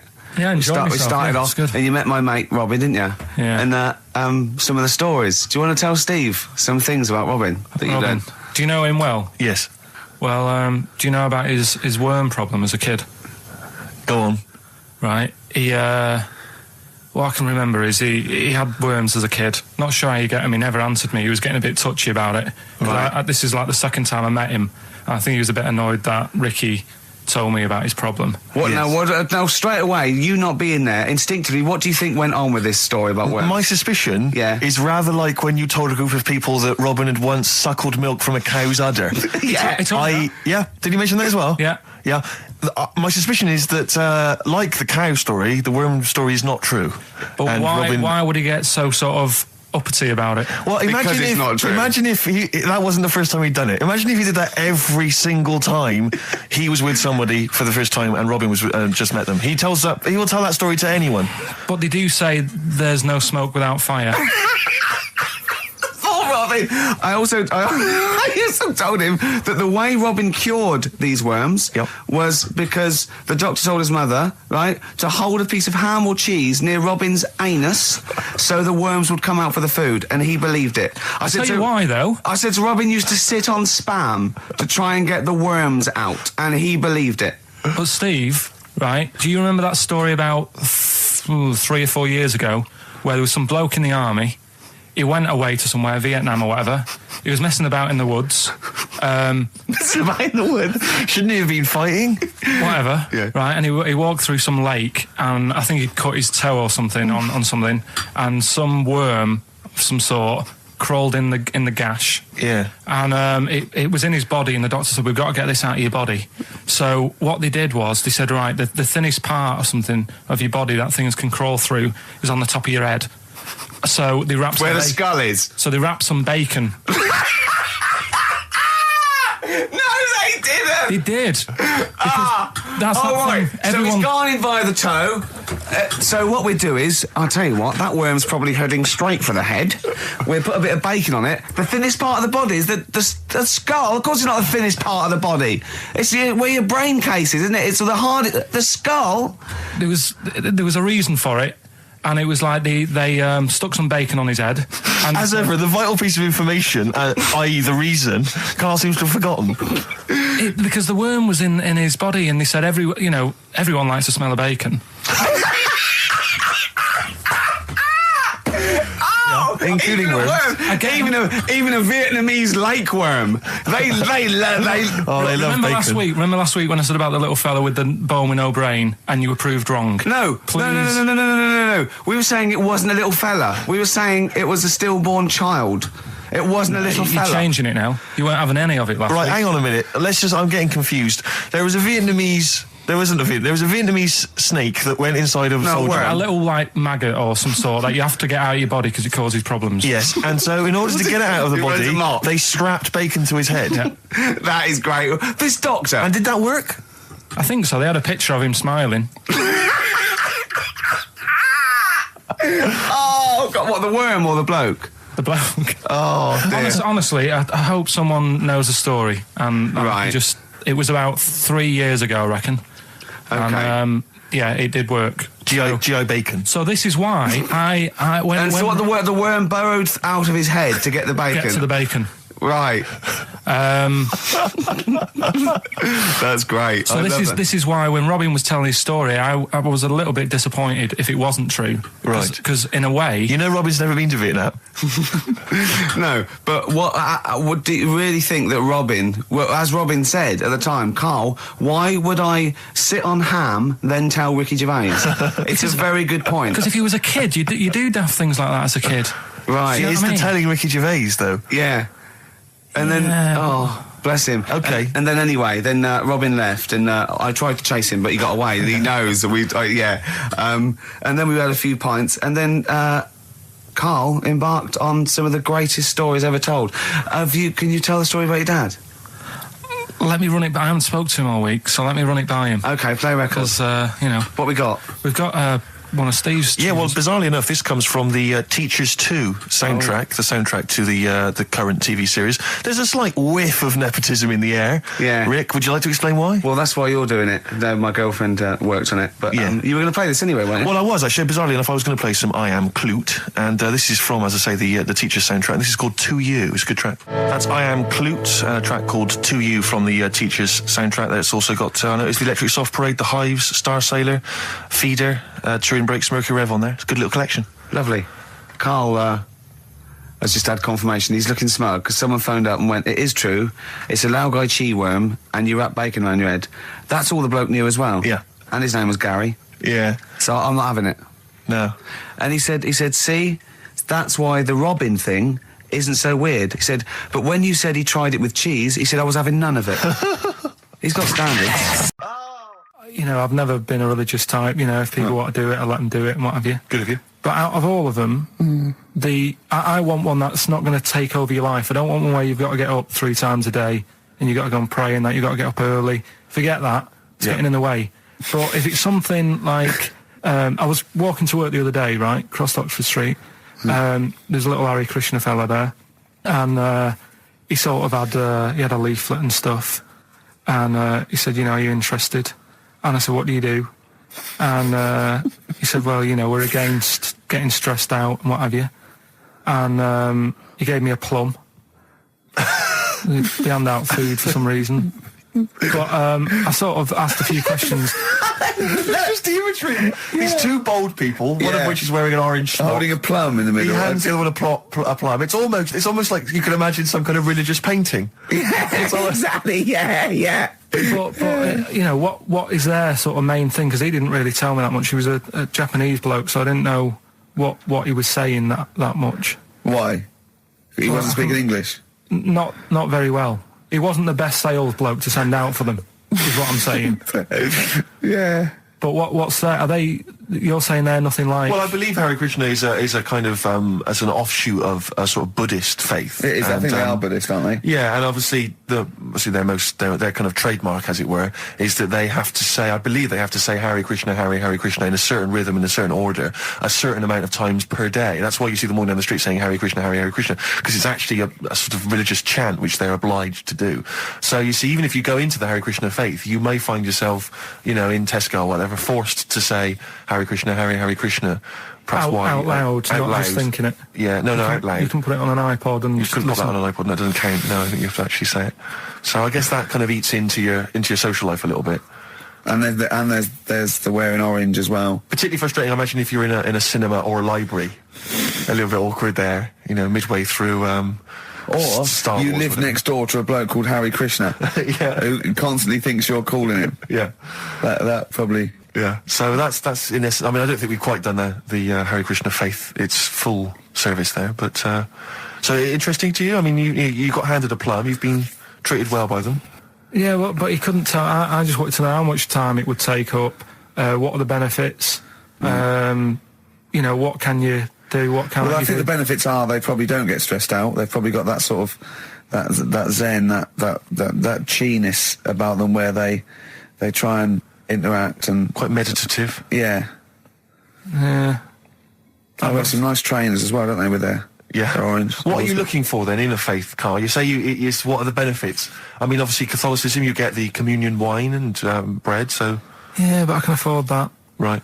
Probably, just I like the Crusaders. I was forced into joining that as a kid because a mate sort of joined it, and he sort of said he'd join, and I sort of swore at him. I said, I'm not doing that. Right. Yeah. He said, right, if you don't come with me, I'll tell your mum that you just swore. So I was like, oh. So I went. So I went along, and they used to just go on the Friday when they played, Sabutio and stuff. And then I went on one Sunday, and it was totally different. There was no Sabutio. There was no sort of Table tennis. the thing where you hold a thing and knock things over. Skittles. There was all that on a Friday. Went on the Sunday. It was rubbish. He said, right, sit down in this room. They gave me a Bible. Thought, this looks too heavy, this is too big, I'm not interested in this book. And I never went again. I used to hide on a Sunday when they came round.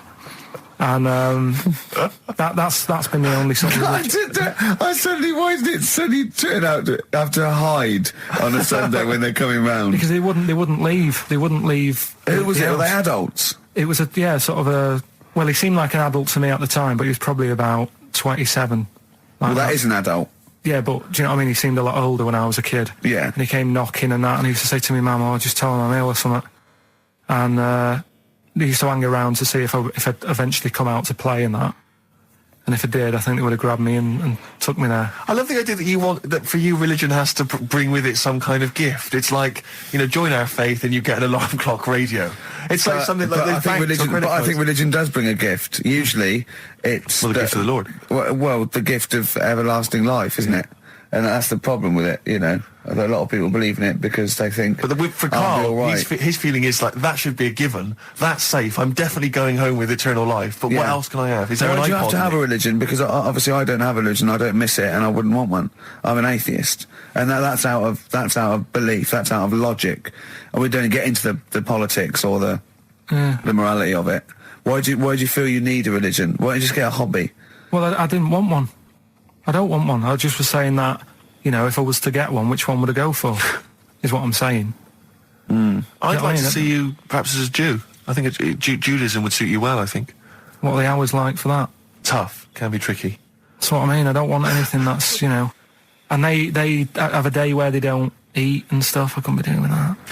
I just wish we could maybe tape the bits we're not on air, just because that's when Karl comes into his own. Yeah. He just said to me, I don't know what I was doing, I was sort of like pottering around, dancing around, doing something annoying probably, and he just looked at me, I don't know, and he was looking at me, and I looked back, and he went, have you ever used a Y-front properly? Genius. It's a great question, because the answer is definitely no. Definitely no. Does anyone use their Y-front properly? And by that, I mean, get your winky out of the little sort of slot provided, as opposed to like put it to one side or pull them down or whatever. Has anyone used a Y-front properly? I don't think I've ever done it. I don't think I've ever done it. I've never seen anyone in a toilet doing it, Rick. You should be looking. I wish I hadn't said that. I caught ya. Really? Yeah. That's actually how you prove people are gay. Yeah. Get them into this conversation. Yeah. It's a trap. Yeah, it's a trap. It was the trap. Yeah. I'm not gay, by the way. Yeah. You didn't prove I was gay. I double bluffed you. Because I knew the old gay trick. I thought it was the old gay lord say no thing. That is another method. Yeah, there's innumerable methods of doing it. That's how Oscar Wilde was caught. Yeah. Yeah. What happened there? Well, the judge went to him, did you see that film last night? Gay Lord Say No, and he went no, and they went take him away. Yeah. Take him down to the cells. Yeah, take him to Reading. It is true. Well, it originated in America. Yeah. So many of these things do. It's a brilliant point, Karl. I'd like to hear from anyone listening who's, and I mean, they'll just lie, wouldn't they? I suppose. Yeah. I don't even use sort of flies. No. Usually, I sort of pull my Y-front, my sort of tracksuit. So that's why I wear sort of like elasticated waistbands all the time. Exactly. Just sort Speed. of like. Yeah. You got to get in there with the minimum of effort. Yeah. And out. Sure. Often I won't shake. No. Oh no. To my detriment, because it often leaks out a little bit later, doesn't it? Oh. Ever been out on a date with a girl where it's just trickled down your leg and you wish it hadn't, and you're thinking, what if she gets my trousers off later? She might smell or see it. What? What? I don't know. I don't know what I said there. Right. Feeder, come back around on XFM 104.9. You're listening to Ricky Gervais. Yeah, I'm with him as well, Steve Merchant. I was thinking of dropping that.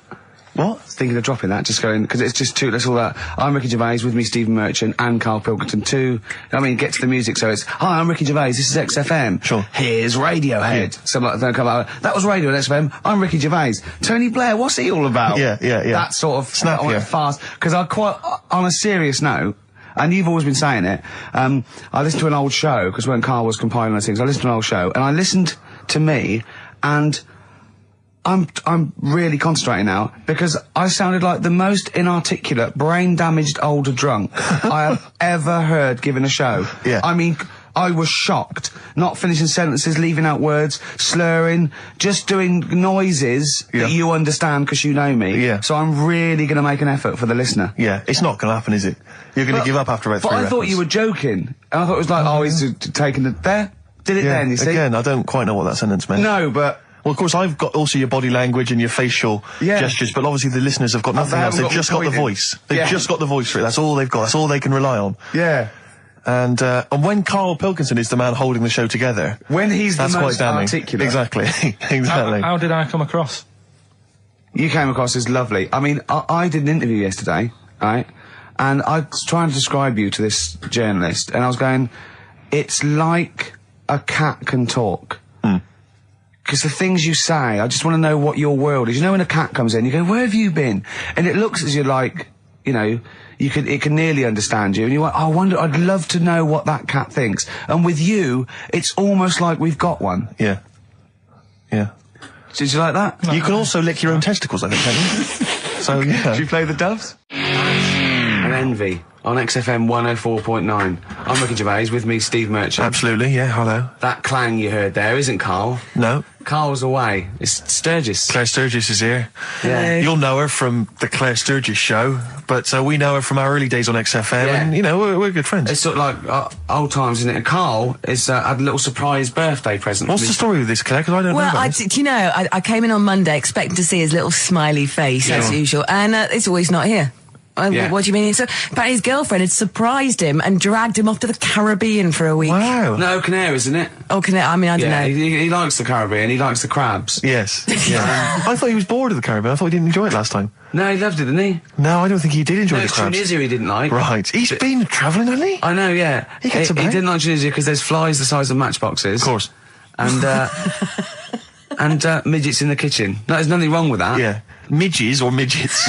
Midgets, he said. Right. In It the was kitchen. midgets. He wasn't saying anything bad. He said that there were lots of midgets in there. Lots of midgets in the And kitchen. I thought he'd gone away to some sort of like theme holiday. Yeah. But no, this is I think Gran Canaria or the Canaries or whatever it's. And how called. old is Karl? 30. Is he 30? Is this 30 the big last three? week, I think. Yeah. Oh, so it was actually a birthday present. Oh, Yeah, it's it's a big deal. Yeah. Okay, I just so, thought, but that's all right. So have you got a competition that you can regale us with, Claire? Because obviously Karl provides a lot on this show. Hold on. We could do White Van Claire. White Van Claire? Yeah. Are you familiar with this? We ask No. you questions, topical questions, just Okay. getting your opinion really on the week's news. Okay, yeah. It's on the If you spot. look forward to that. But you know I'm a little bit, you know. A little bit simple? That's well, fine. just a little bit, you know. What? I always sit on the fence. Oh, right. Well, don't sit on the fence. You see, the It's- worst thing there was she was saying I'm a little bit like, you know, liberal or undecided. You went simple. Yeah. You Well, assumed. I didn't know. I thought I'm a little bit, coked up? I don't know. Who knows? It's Sturgis. Anything could be possible. But the other thing is with Karl, we didn't know how good value Karl was until we asked him sort of intelligent this is questions. true enough, yeah. Because he looks quite intelligent. Well, this doesn't is he? it. I mean, So the thing with you, Claire, is I don't think we've probed you enough. We don't know what, you You your views haven't are on a lot probed of me things. enough, But we actually, don't know what Steve, your no. views are, you know? This is what I'm saying. We don't know where you stand. I mean, don't sit on the fence. This is the new Claire Sturgis. Yeah. All right? We're Yeah, going to delve deep, dynamic. find a personality in there, Claire. Let's go back All to right? the old days. How about a bit of the Smiths? That was beautiful, Rick. Go on. Oh, you've been practicing Dates. Lovely. Richard Ashcroft. Check the meaning on XFM 104.9. We're back, Steve. It's Saturday. That's true enough. Steve Merchant, that is. Hello there. I'm Ricky Gervais, obviously. Hello there. Carl's still away. Claire Sturgis is back. That's Hello. absolutely true. Yeah. Hello there, Claire. Nice to see you. I think a lot of people were hoping that Karl will be back this week, but we're pleased to have you. No, they were actually. I did get some emails during the week. Really? Saying what? Just Just saying, it's really nice to, hear you again on the Saturday afternoon. It's nice, and but you're not really very funny. And when's Karl coming back? You know? So it's sort of being Sure, nice it wasn't to to me. us. No, it was definitely Because they think that as well. directed to me. But no one can compete with Karl. They can't. Well, we used to sort of like come in and but then when we discovered Karl early on, we just thought this is comedy gold. Just let him speak his mind. But then we started thinking, we can't follow him now. Yeah. So I remember Steve going, look, we've got to come up with some stuff. We need to chat. If anything we've got to say to each other, we've got to say that in the first 20 minutes, and then you just unleash Karl. Yeah, And he's because like it's just you can't follow him, and he's off on one. And they have stories of upbringings with bizarre creatures that lived in Manchester that were half human, half bat and frog and things. I'd love to take him back to Manchester in some kind of TV documentary. When Karl went home. And just wander back, maybe try and find the amphibian twins or whatever those people were. They weren't. Yeah, so there was two boys, both had big heads and webbed feet. They weren't related. They didn't hang around with each other. That was all the information we had. I went, why not? He went, that would have been too obvious. Yeah.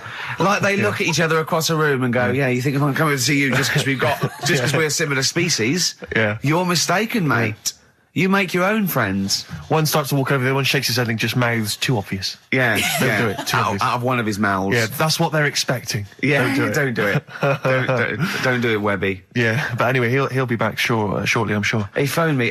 His dad's ill. His dad's in hospital, so Karl went back to sort of look after his mum. And he was so sweet. He said, "I'm back. I'll just drive my mum around." He said, so unbegrudgingly, he just went, "It's like old times." And I said, sorry to hear that." And he went, "That's all right, yeah." I think he's going to be fine. And I said, "How was your holiday?" He went, "Yeah, it was good. Except it were a nudist beach, so didn't tell me." Of course it was. I went, "What do you mean?" He went, "Well, sitting on the... I don't know why they have to do it. I don't know why they have to do it. Why do they have to do it?" He went, "Suzanne said they think there's nothing wrong with it, like being a transvestite." Right? I went, "I love the fact that your girlfriend has to tell you what's wrong and right in the world." And he went, "Well, we're walking along the beach, fella coming towards us with knob out." I went, "Oh, what's going on here?" Right? And he said, and because it wasn't all nude, he's walking round, he's stark naked, and he wants the freedom of that, but he's got a big rucksack on his back with his clothes on, so he has to get changed. He went, "So what's the point in that?" Right? And I went, "He should just carried a book." He went, "What, and covered it up?" When he went, "Oh yeah, good idea." See? He went, "But I wasn't happy." He says, and that was the first day, so we didn't go there again. I can just imagine his little face. Yeah, just going, "All right, Gobsmacked. That's out, Yeah. that's out. What's that doing out? Why has he got his out?" I imagine Karl sort of dressed in a suit, in a sort of safari suit, done right up with a cravat. I'm not undressing. I don't want people seeing the flesh. That's for you, love, and no one else. But I love the fact that it's good when he goes, "Karl, they don't think there's anything wrong with it. They're just happy that way." and he in his own mind just goes, "Like being a transvestite." He knows there's nothing wrong with that. I'm always a little bit suspect about people who like walking around nude. I all think you the meant time. transvestites. No, nudists. What? Hold on. Can you Well, if you wanna get me be a started on naked transvestite? What are you then? Yeah, I suppose you're a... When Eddie Izzard's naked, is he a naked transvestite? That's an 'Cause the interesting clue metaphysical question. Yeah. Yeah. On XFM 104.9. If you know the answer to that metaphysical question, or indeed any of the famous ones, if a tree falls in a forest and no one hears it, has it fallen over? Any of those. Any of That's those. brilliant. Yeah, if you leave the room, Rick, what's the does sound? it get quieter? Yeah, what's the sound of one leg hopping? Exactly. Can I just tell you some very, very interesting things about pigs? Please do. Right. One, everyone knows they have a corkscrew-shaped penis, right? A corkscrew-shaped Yeah. penis. That's the tail, isn't it? Two, they can't look up. They can't put their head back and look up, right? Three, they can have a 30-minute orgasm. Rick, is it only pigs that have got a corkscrew-shaped penis? No, and landlords. Okay. Very handy. And it was a Christmas play, and I managed to get a part in it. And, Did you audition? got a part in it, and I should have been playing the drums to the one about Kings. We Three Kings. Yeah. I was meant to be doing that, but Little Donkey came on, and it was one of the. What do you mean came on? That was like next up on the next song. Right. And it's one of them songs that you can't help sort of Tapping along to. Yeah. Do you know like if I was to go Yeah, you'd have to finish it with. yeah. Do you know that they actually send that into space? Do they? And What, hoping that aliens will respond with that? yeah. They do that because apparently it is one of them things that you can't help. What, even if you're an alien life form? Yeah. They know that, do they? But anyway, What, because they watch Star Trek or something? Hello. Knock, knock. Yeah. no, seriously. Is it true, like, if you send out knock knock into space, they have to say that? Oggy, oggy, oggy. Ah, that is You great. look into it. Seriously. Oh, hold on, what's something out there? What's a little green fellow? That is great. Yeah, so anyway, That is Little Donkey is like one of them tunes that you can't, and I was there and I had the drumstick and I thought, oh god. The drumstick! I could feel myself. And anyway, Just wanting to do it, yeah. I started going along and playing Little Donkey, which I wasn't meant to do. But it went down such a storm. Okay. Can I just ask very briefly, I was quite interested by the family had to move because they lived on Butthole Road. Yeah, I quite like that Now, one. I don't know if I've told you before, Rick, where I used to live. I'm not going to tell you the name of the street that I used to live on, not on air, because my parents still live there and I don't want, Right. you know. But I'm going to write it for you now. This is the genuine name of the street I used to live on. Just imagine when you're at school. Yeah. And like in class, for instance, in French, you've got to say you've got to answer where you live. Yeah. J'habite wherever. Yeah. That's the name. This is actually the name of the street we lived on. No, it's I not. swear to God. That is... Absolute right. I could phone my father now and he could confirm that for Well, you. no, I swear because he doesn't want to God. And I'd say that. But listen, do you know what worries me? It's the apostrophe S. I know. Because that's blatant. Yes. Amazing, isn't it? That is incredible. Imagine how embarrassing So that if was. I look that up in the Bristol... You will find that in the Bristol A to Z. I swear to God. That is really... Why have you never told me that before? I can't believe I haven't. That's I'm still incredible. embarrassed now. Do you know, whenever I have to phone up, if I have to give that address, I always spell it instantly. Really? Like, somehow that'll hide it, that'll disguise the name. But I can't get over that. Anyway, if you perhaps live in Tits Avenue, Yeah. you know, or... Wanklin Drive. Wanklin Drive, just get in touch. Let us know, we're not really interested. That's your favourite song, isn't it? That's yeah. weird, isn't it? Strange, isn't it? That's weird. I'd like to hear Rod Stewart singing about a lovely lady, please, Karl. As would I. You can picture whatever you want. Bit of Rod. Maggie May on XFM 104.9. On Ricky Gervais would be Steve Merchant and Karl Pilkington. Steve. Well, I've only just read about this, and I don't know anything about it. This naked rambler, Steve Goff. Yeah. Is he doing he's doing a walk from Land's End to John O'Groats? Is he completely nude? Yeah, he's been arrested 10 times on the way, apparently. Right. It says here that Nora Goff, his mum, she's in her 70s, she's begged her son not to walk naked from Land's End to John O'Groats. She said, I don't know where he gets this from.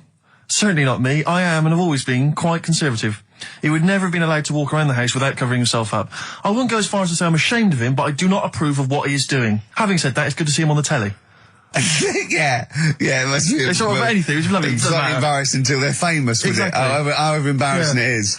But I can't believe my son's a serial killer. Nice to see him on the telly. he looks like one. He's not, obviously. You know, I mean, What is he doing? I don't Steve understand. wouldn't say he was, and he's not. He's just a rambler. But he's there, right? What's his motivation? He's just walking to, don't know, it's just a nudist, I suppose. Right. And there's a picture in there, and Karl looked at it and he went, oh, what's the point of that? He went, well, look at him. He's got shoes and socks on. He's got a rucksack on. He's got a hat on. He's not nude. He's just got his knob out. Yeah. But he's got a full beard, thinking, oh, I want to hide some skin. Whereas this little chap needs the air.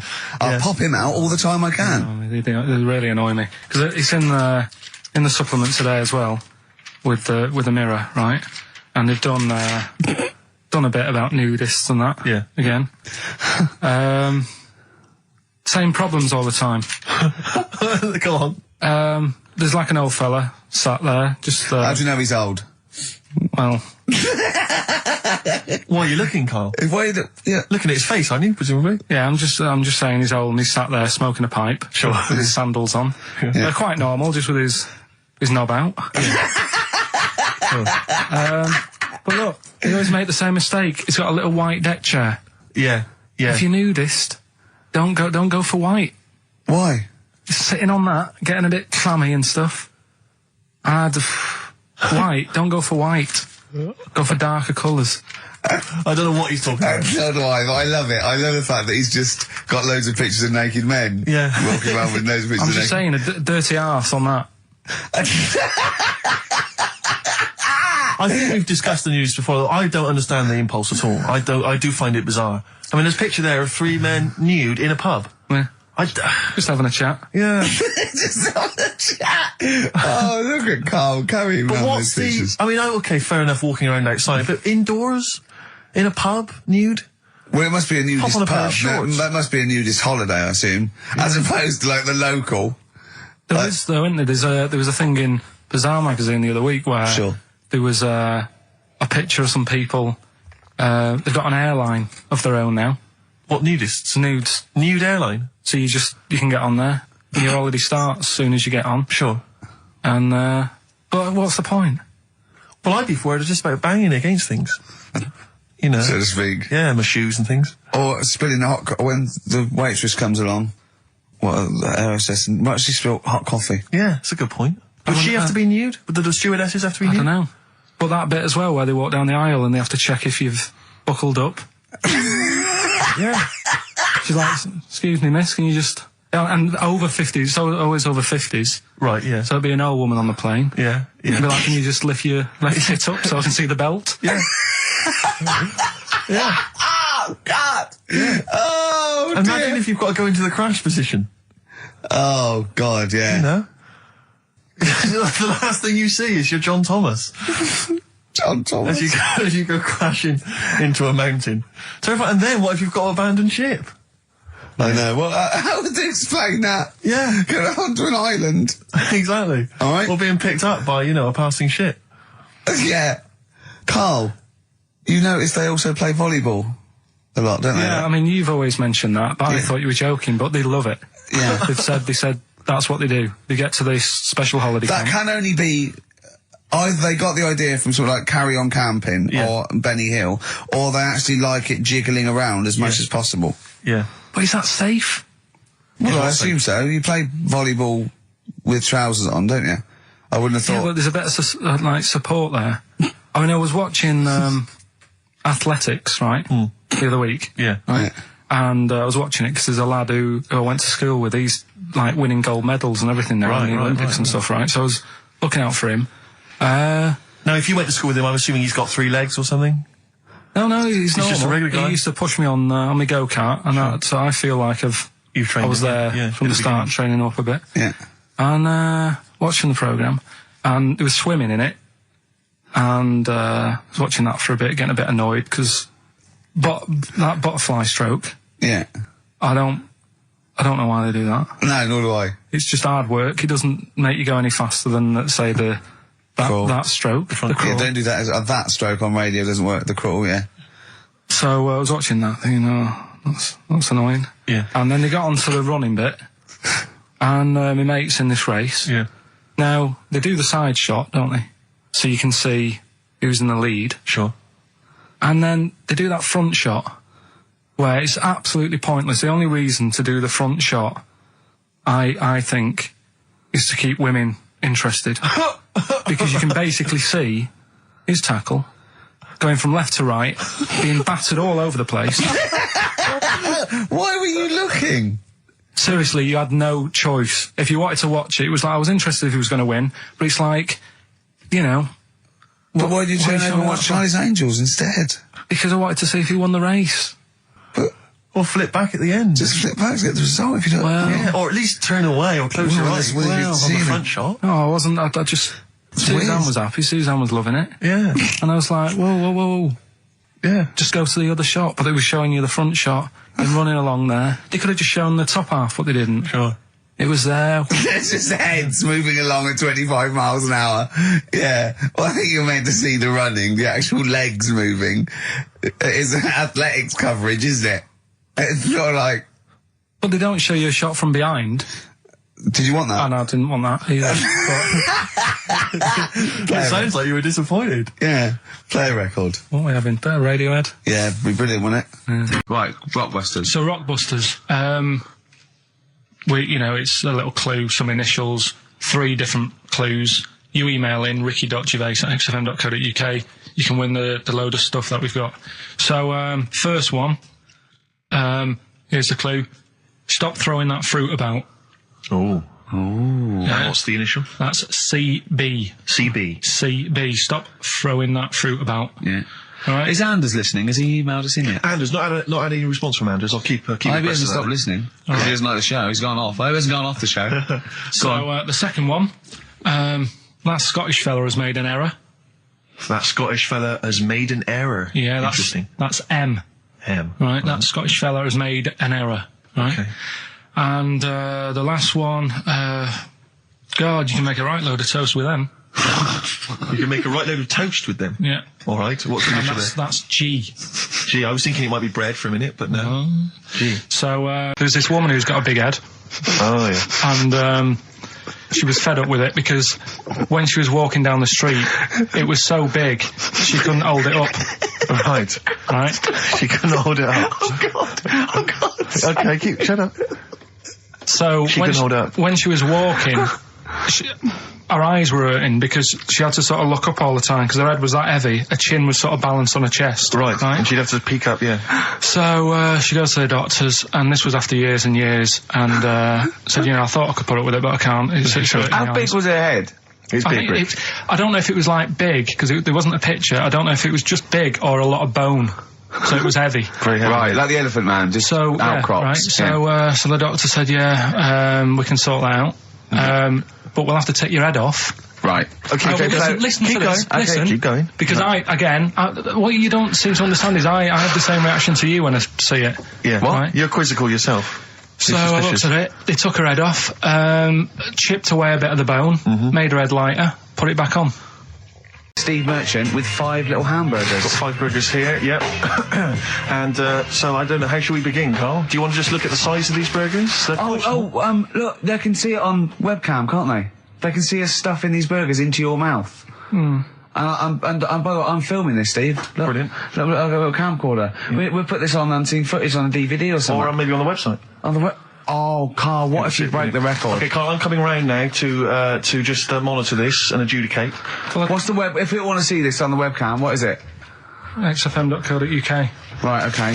Hold on. So- Can I, Steve, I'm not can I do being that? funny. I'm not being funny, right? But I think I have got like a bit of a wheat thing, You've got a bit of a what? a wheat allergy Oh, thing. don't give me that. No, seriously, my head's. I've been eating a lot of shredded wheat recently, and my head's got a bit bigger. Carl, I don't think you can let us down now, mate.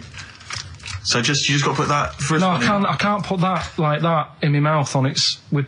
I've got are to you break it talking up. about? I've got to break it up. Can't break it up. Can't break it up. It doesn't say you can on the rule thing. It does. It It's got to be doesn't. a I whole can't burger. look. I physically can't. Try it. I can't look. I'd have to be Jay Goody to be able to do that. Seriously, look. Oh. Try it. Yeah, I know, but you're not approaching it right. That's it. Come on. That's all. Keep Oh, going. God, he's not going to do one. Keep going. That's good work. Keep going. How does he get three in? Keep pushing. Ease it Keep in. pushing. Ease it Keep in. pushing. Get one in at least. Ease it Get in. one in at least. Get one in. Ease it in. Get one in. Push it. That's one. Let's go for another one. I reckon you've got to rip it up a bit. Okay, do that then. See how many you can get in. You've got to get in 2. No, just one. No. Well, it's don't three, rip it up and I think. pack it in. What is it? I Pack your swear. cheeks first. Honestly, Steve, my head is swelling a bit because I have got a wheat thing, a wheat allergy. That'd be good, then there'd be more room. Right, okay, look. Carl so is now that's- just sticking it in his cheek. Yeah. Don't eat any. You can't swallow any. It's like a hamster. You got to work it like a hamster. Yeah, stick it in. Come on. He looks like Marlon Brando in The Godfather. Come on. Don't lose any yet. Right. Pack it in, then use your fingers to pack it in. Come on. Wedge it in. Like you're grouting the bath. I can't do this either. Keep going. Keep going, don't give up so early. This is part of the problem. You just give up, Carl, too quickly. You failed again. It's like your history O level. Come on, Carl. Come on. Do something all well. it's one there, Succeed mate. at something. Push it in. You've got nearly a half a burger there. Oh, I'll come round there. You're chewing. Don't chew. I've got a bit of food. I don't know what he said, but... Is that What, is that a whole one? No, it's not. I can see bits left. Come on, Karl. Come on, keep working at it. We keep working at it. But there's so much space in your mouth, I can see it. He's going red. Okay. Okay, we do another one. We're doing another one. That one then. We're doing a... Oh, are you alright? Are you going to be sick? Are you alright? Alright. Oh God, should we play a record? He's making my eyes water now. Okay, I'll find a different one for you. Find a different one for What him. about most grapes eaten in 3 minutes? I'll go. Do you want to do that? Grapes are easy, aren't Grapes they? eaten, that's easy. Great. Come on, grapes are easy. Come on, don't make him laugh. He's choking. He's choking. Oh, Karl. Quick! Keep going, Karl. Come on! Come on! What happened? Did he just throw up? No! Don't make him laugh! Oh, Come on! we can make wine. Come on, Karl. You're doing so well, Karl. mate. I want to go. Come on. Only... Why are you making him laugh? That was a world record attempt. Come on. He's over the... Keep going. Come on! You got 25 seconds. Come on. Oh, I think that was a shame actually because you were doing well, but something went wrong. I know, and I think those are bigger grapes than the ones I've seen before. They're quite big grapes. Look at his face, he looks so despondent. Come on, Karl, 8 seconds. Just a few more. 5. Come on, what's the matter? 2, 1. It's all over, Karl. It's all over. Better count how many you did. Just you can get good at this. We can get good at this over the weeks. I think that was a fairly pitiful attempt, actually. I really thought you had a... It's interesting, actually. These are harder records than you might think. Yeah, I know. 6, 8, 10. How do you feel after that record-breaking attempt? Not happy with that. What are you not happy about? The fella who did it, was he in hospital and just had loads of grapes and was bored? I'm sure he wasn't producing a radio programme, that's for sure. Well, to be fair, neither are you. What was tricky about it? What did you find hard? I think having Ricky standing over me, sort of shouting, "Go on!" isn't normal. No. But that wasn't... He hasn't eaten any! Hold on, that's 50 left. That's quite a poor attempt then, by the seam of it. Would you think about trying to maybe do that again in a couple of weeks? Would you do some practice and try that again? No, leave it for the experts. And I noticed a tricky point. Maybe sort of when you had about 50 seconds to go, you seemed to be spewing things into the bin. What was that? Again, mainly Ricky standing over me. So 88. He's got 88 left. Okay, so what's the mental arithmetic there? Because we put how many in? It was 150 in the thing, wasn't it? What did I say? What did I say I had left? well, I'm not doing it again. 88. So You had 88 left. There's 62. God, you're only at 62. What's the matter with you, Karl? There's people start you at 62. That is rubbish. That's disappointment. let's leave So that. you failed on 2 world record attempts there. 62, and the record's at... That is rubbish. What were you doing? Oh yeah, but like I said, I've got a small throat. I can't drink a drink quick. Ever since the Mr. Freeze Pops when I was 6, that I nearly choked on, I nearly died on, I can't go back. It'd be like asking, I don't know, someone who got run over to play Frogger or something. What? That's not. It's not. What do you mean? No. When a woman has a knob put on Yeah. to have a sex change, where do they get it from? Is it constructed? Do they find, like, I don't know... From a donor. A donut? From a donor. Oh, well, yeah. A donor? A donor. Yeah. Yeah, but presumably it's like... Maybe there's someone who wants after to they're become- dead, I mean. No, I thought maybe very few there's- people... It's not like giving someone a kidney and then sort of like celebrating maybe with if you're them. a guy and you want to become a woman, you've That's got one to true. spare.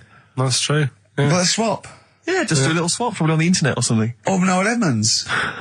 What do you mean? On Swap Shop. He's not a man. No, but he could go, we got a fella here who, got a lovely, nearly new, unused penis. Wants, Yeah, Keith Chegwin out in kind of Bognor Regis. wants a couple of tits and a fanny for that, so, call in. It reminds me of the, do you remember the John Wayne Bobbitt story? Which Yeah. it's always seemed odd to me. I never really kind of got all the information. Do you remember that one, Karl, where the woman cut off her husband's penis because When he was was adulterous or sleeping. something? I think he was sleeping, and she drove off.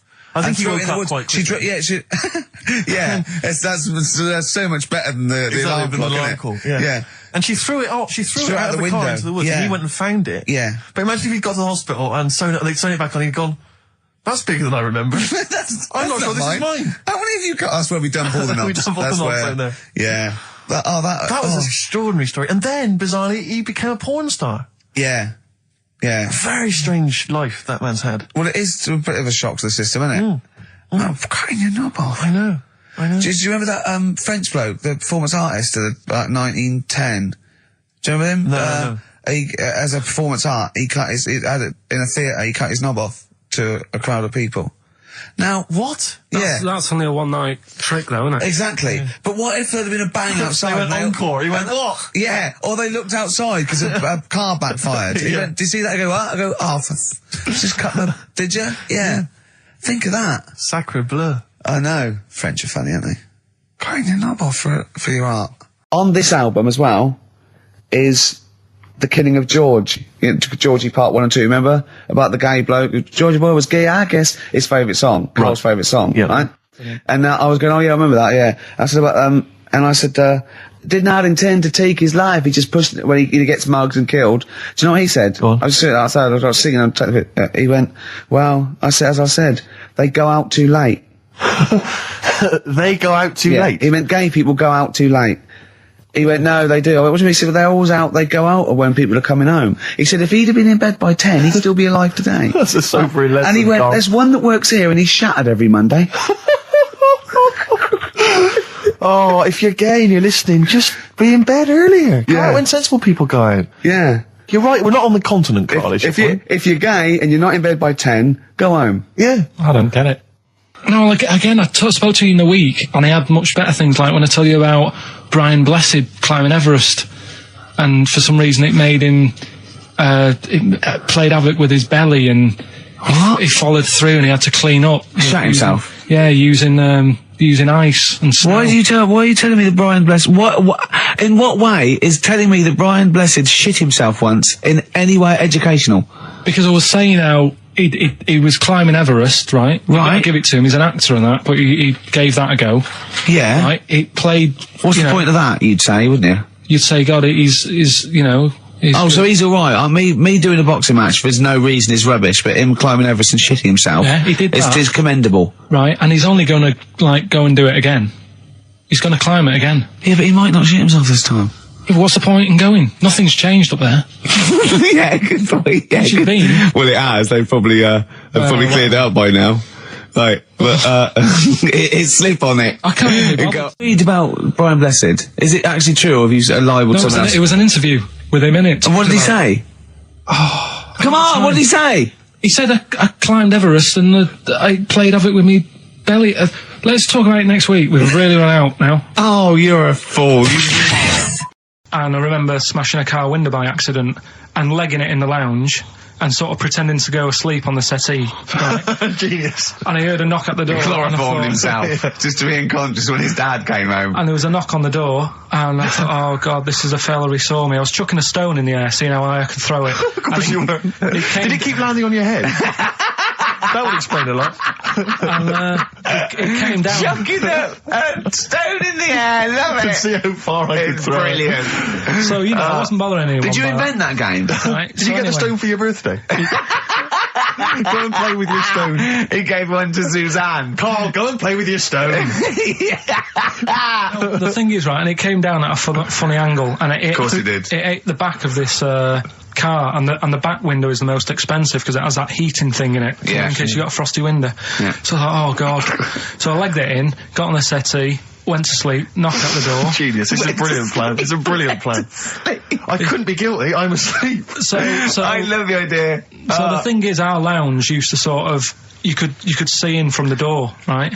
So this family who saw me do it, saw me asleep on the settee, and my mum said, go and get the door. And I sort of went, oh, as if I'd been asleep. Yeah. I went to the door, rubbing my eyes, and the fella said, what did you run off for? I saw you. I was like, oh no. And I didn't see my dad. I went out. It was when he was working sort of evenings. So I went out so I didn't have to see my dad. And then the next day I came home from school, and my dad said, 45 quid. Ooh. That's all he said. That's all he looked at me. And then you fell asleep when he went, wake up. You know what I said? No, yeah. 45 quid. Now the thing Karl. Is, he didn't have to do anything. £45, Karl. Now I know you were saving up for a brick, but you can't have it. Yeah. But do you know what I mean? It's like, I knew I did wrong, and I was scared that my dad was going to belt me. Yeah. So I was like, I'll be more careful next time. But that was clearly good parenting on the part of your father, because these young tykes, clearly they don't have the what do you do? the father support. I don't know if you were living in that street, very quickly, what would you do? What would your approach be? If you were living in his street? What if they'd come home, right, and they just vandalised all your pebbles, right, that you've been saving over the years, and just threw your gravel away? What would you do if they just... I'd probably clout one of them. So you'd use violence? I think it's the only way sometimes. Sometimes the only way. And I don't mean, really bad, but I'd show them that I'm not putting up with this. Right. And then the problem is you've got their family coming round, and they're probably quite... Go to sleep. If you hit a kid and the dad comes down, just go to sleep. Yeah. Just... equally, if you're doing a bigger crime, a bank job or a murder... Remember to take the stocking off your head, because if they wake you up and go, why have you got a stocking on your head? Just go, I had a weird dream. It won't work. It's like with our kid, right? He was... I told Ricky about this the other day in the pub, but he's... Is this your brother? He never, because he was a terror, wasn't he? Well, yeah, a little bit, but he was did more... drive a tank down the high street once, didn't he? Yeah, that's when he was in the army. But another story. But this time, I remember my mum and dad were going out right for the evening, and I must have been about 5, so our Mark was like probably 18, something like that, 16, 17, 18. So my mum and dad go out, and our Mark says to me, right, here's a deal, do your little deal. I'm going to have a load of women round. Right? Deal is, I'll let you have your tractor in the house. Wow, he had a tank, you had a tractor. but his brother didn't have the rocks that Karl had. No. So he needed the tractor to put his toys along. What kind of a man was he? He brought a bunch of women round? So, there was loads of... But do you know when you're a kid, you don't think, I know what they're up to. You're not bothered, are you? Do you know what I mean? As long as I've got my tractor, I'm happy. Yeah. So I was... He hasn't changed a bit. But how many women did he have around? Was it just him and a bunch of women? Yeah. Was it like... What's his name? What's his name? Look like Nedwell from Confessions. Yeah. Confessions of an older brother. They all just came around and He liked his women. Seriously, right, my mum and dad had to move because they got sick of women coming round saying, I've got a kid and it's your Mark's. They had to move because it got that bad. Did you hear, when you were playing on your tractor and there was women running back and forth in underwear, did you ever hear this noise? Did you ever hear that? Or kind of wow, wow, wow, wow. Wow, wow, wow, wow. And just see your brother's arse disappearing down the thing exactly. being chased by a butcher. Right, there's a little midget. Right, there's a circus. I'm loving it already. Circus going on somewhere. I think it was in America. And is that present day or old times? I'm talking like in the last 3 weeks. Okay. Right, little midget. Circus, really packed out show. People are loving it. Steve, you'll ask the same question I did. I know. So there's a little midget jumping up and down on a trampoline. What circus is this? Right. I'd pay good money to see it. So everyone's clapping and he's getting carried away. Because he can't believe they're loving it. I didn't know they'd like a little person on a trampoline, but they love me. But you know what it's like when, if there's a crowd of people sort of encouraging you to sort of go higher and stuff. Yeah. And I'm sure he knew it was getting out of hand. But he was jumping and he was coming down, they're all going higher, and he's going really high in the air, right? So he's doing this, crowd are clapping. There's a hippo, right, just sat next to the trampoline, getting ready to come on and do his act. Oh, right, I thought he was in the audience. There's a hippo getting ready to do his act, Steve. Yeah. So he's a ventriloquist. What do you mean he's sitting by the trampoline waiting to do his act? Because why does he sit in the dressing room and they go, 5 minutes, Mr. Muss, 5 minutes, Mr. Muss. So anyway, right, so the hippo's there. He's getting annoyed, is he? Because the midget's he's going, how can I follow this? This is really annoying. They're going to be, no. So he's thinking, he's already done the trampoline, my pogo stick out, he's never going to work. Yeah, go on. So there's a hippo waiting. See, it's a great story, and I just know he embellishes it or it gets slightly wrong. Go on. So there's a midget jumping up and down. The hippo's getting annoyed. The crowd are going mad. The midget's loving it. Can't believe his luck. Although you think he probably knows he's dicing with danger. Yeah. So next thing you know, they're all saying higher. He gives it one big, heavy sort of landing on the trampoline, goes really high, but goes off at a funny angle. Oh, hypotenuse. Okay. Yeah. And sort of flies up. Hypotenuse! Sure. Flies off at a funny angle Oh, dear. Hippo's there, swallows him whole. Crowd are clapping, thinking that's why the hippo was waiting there.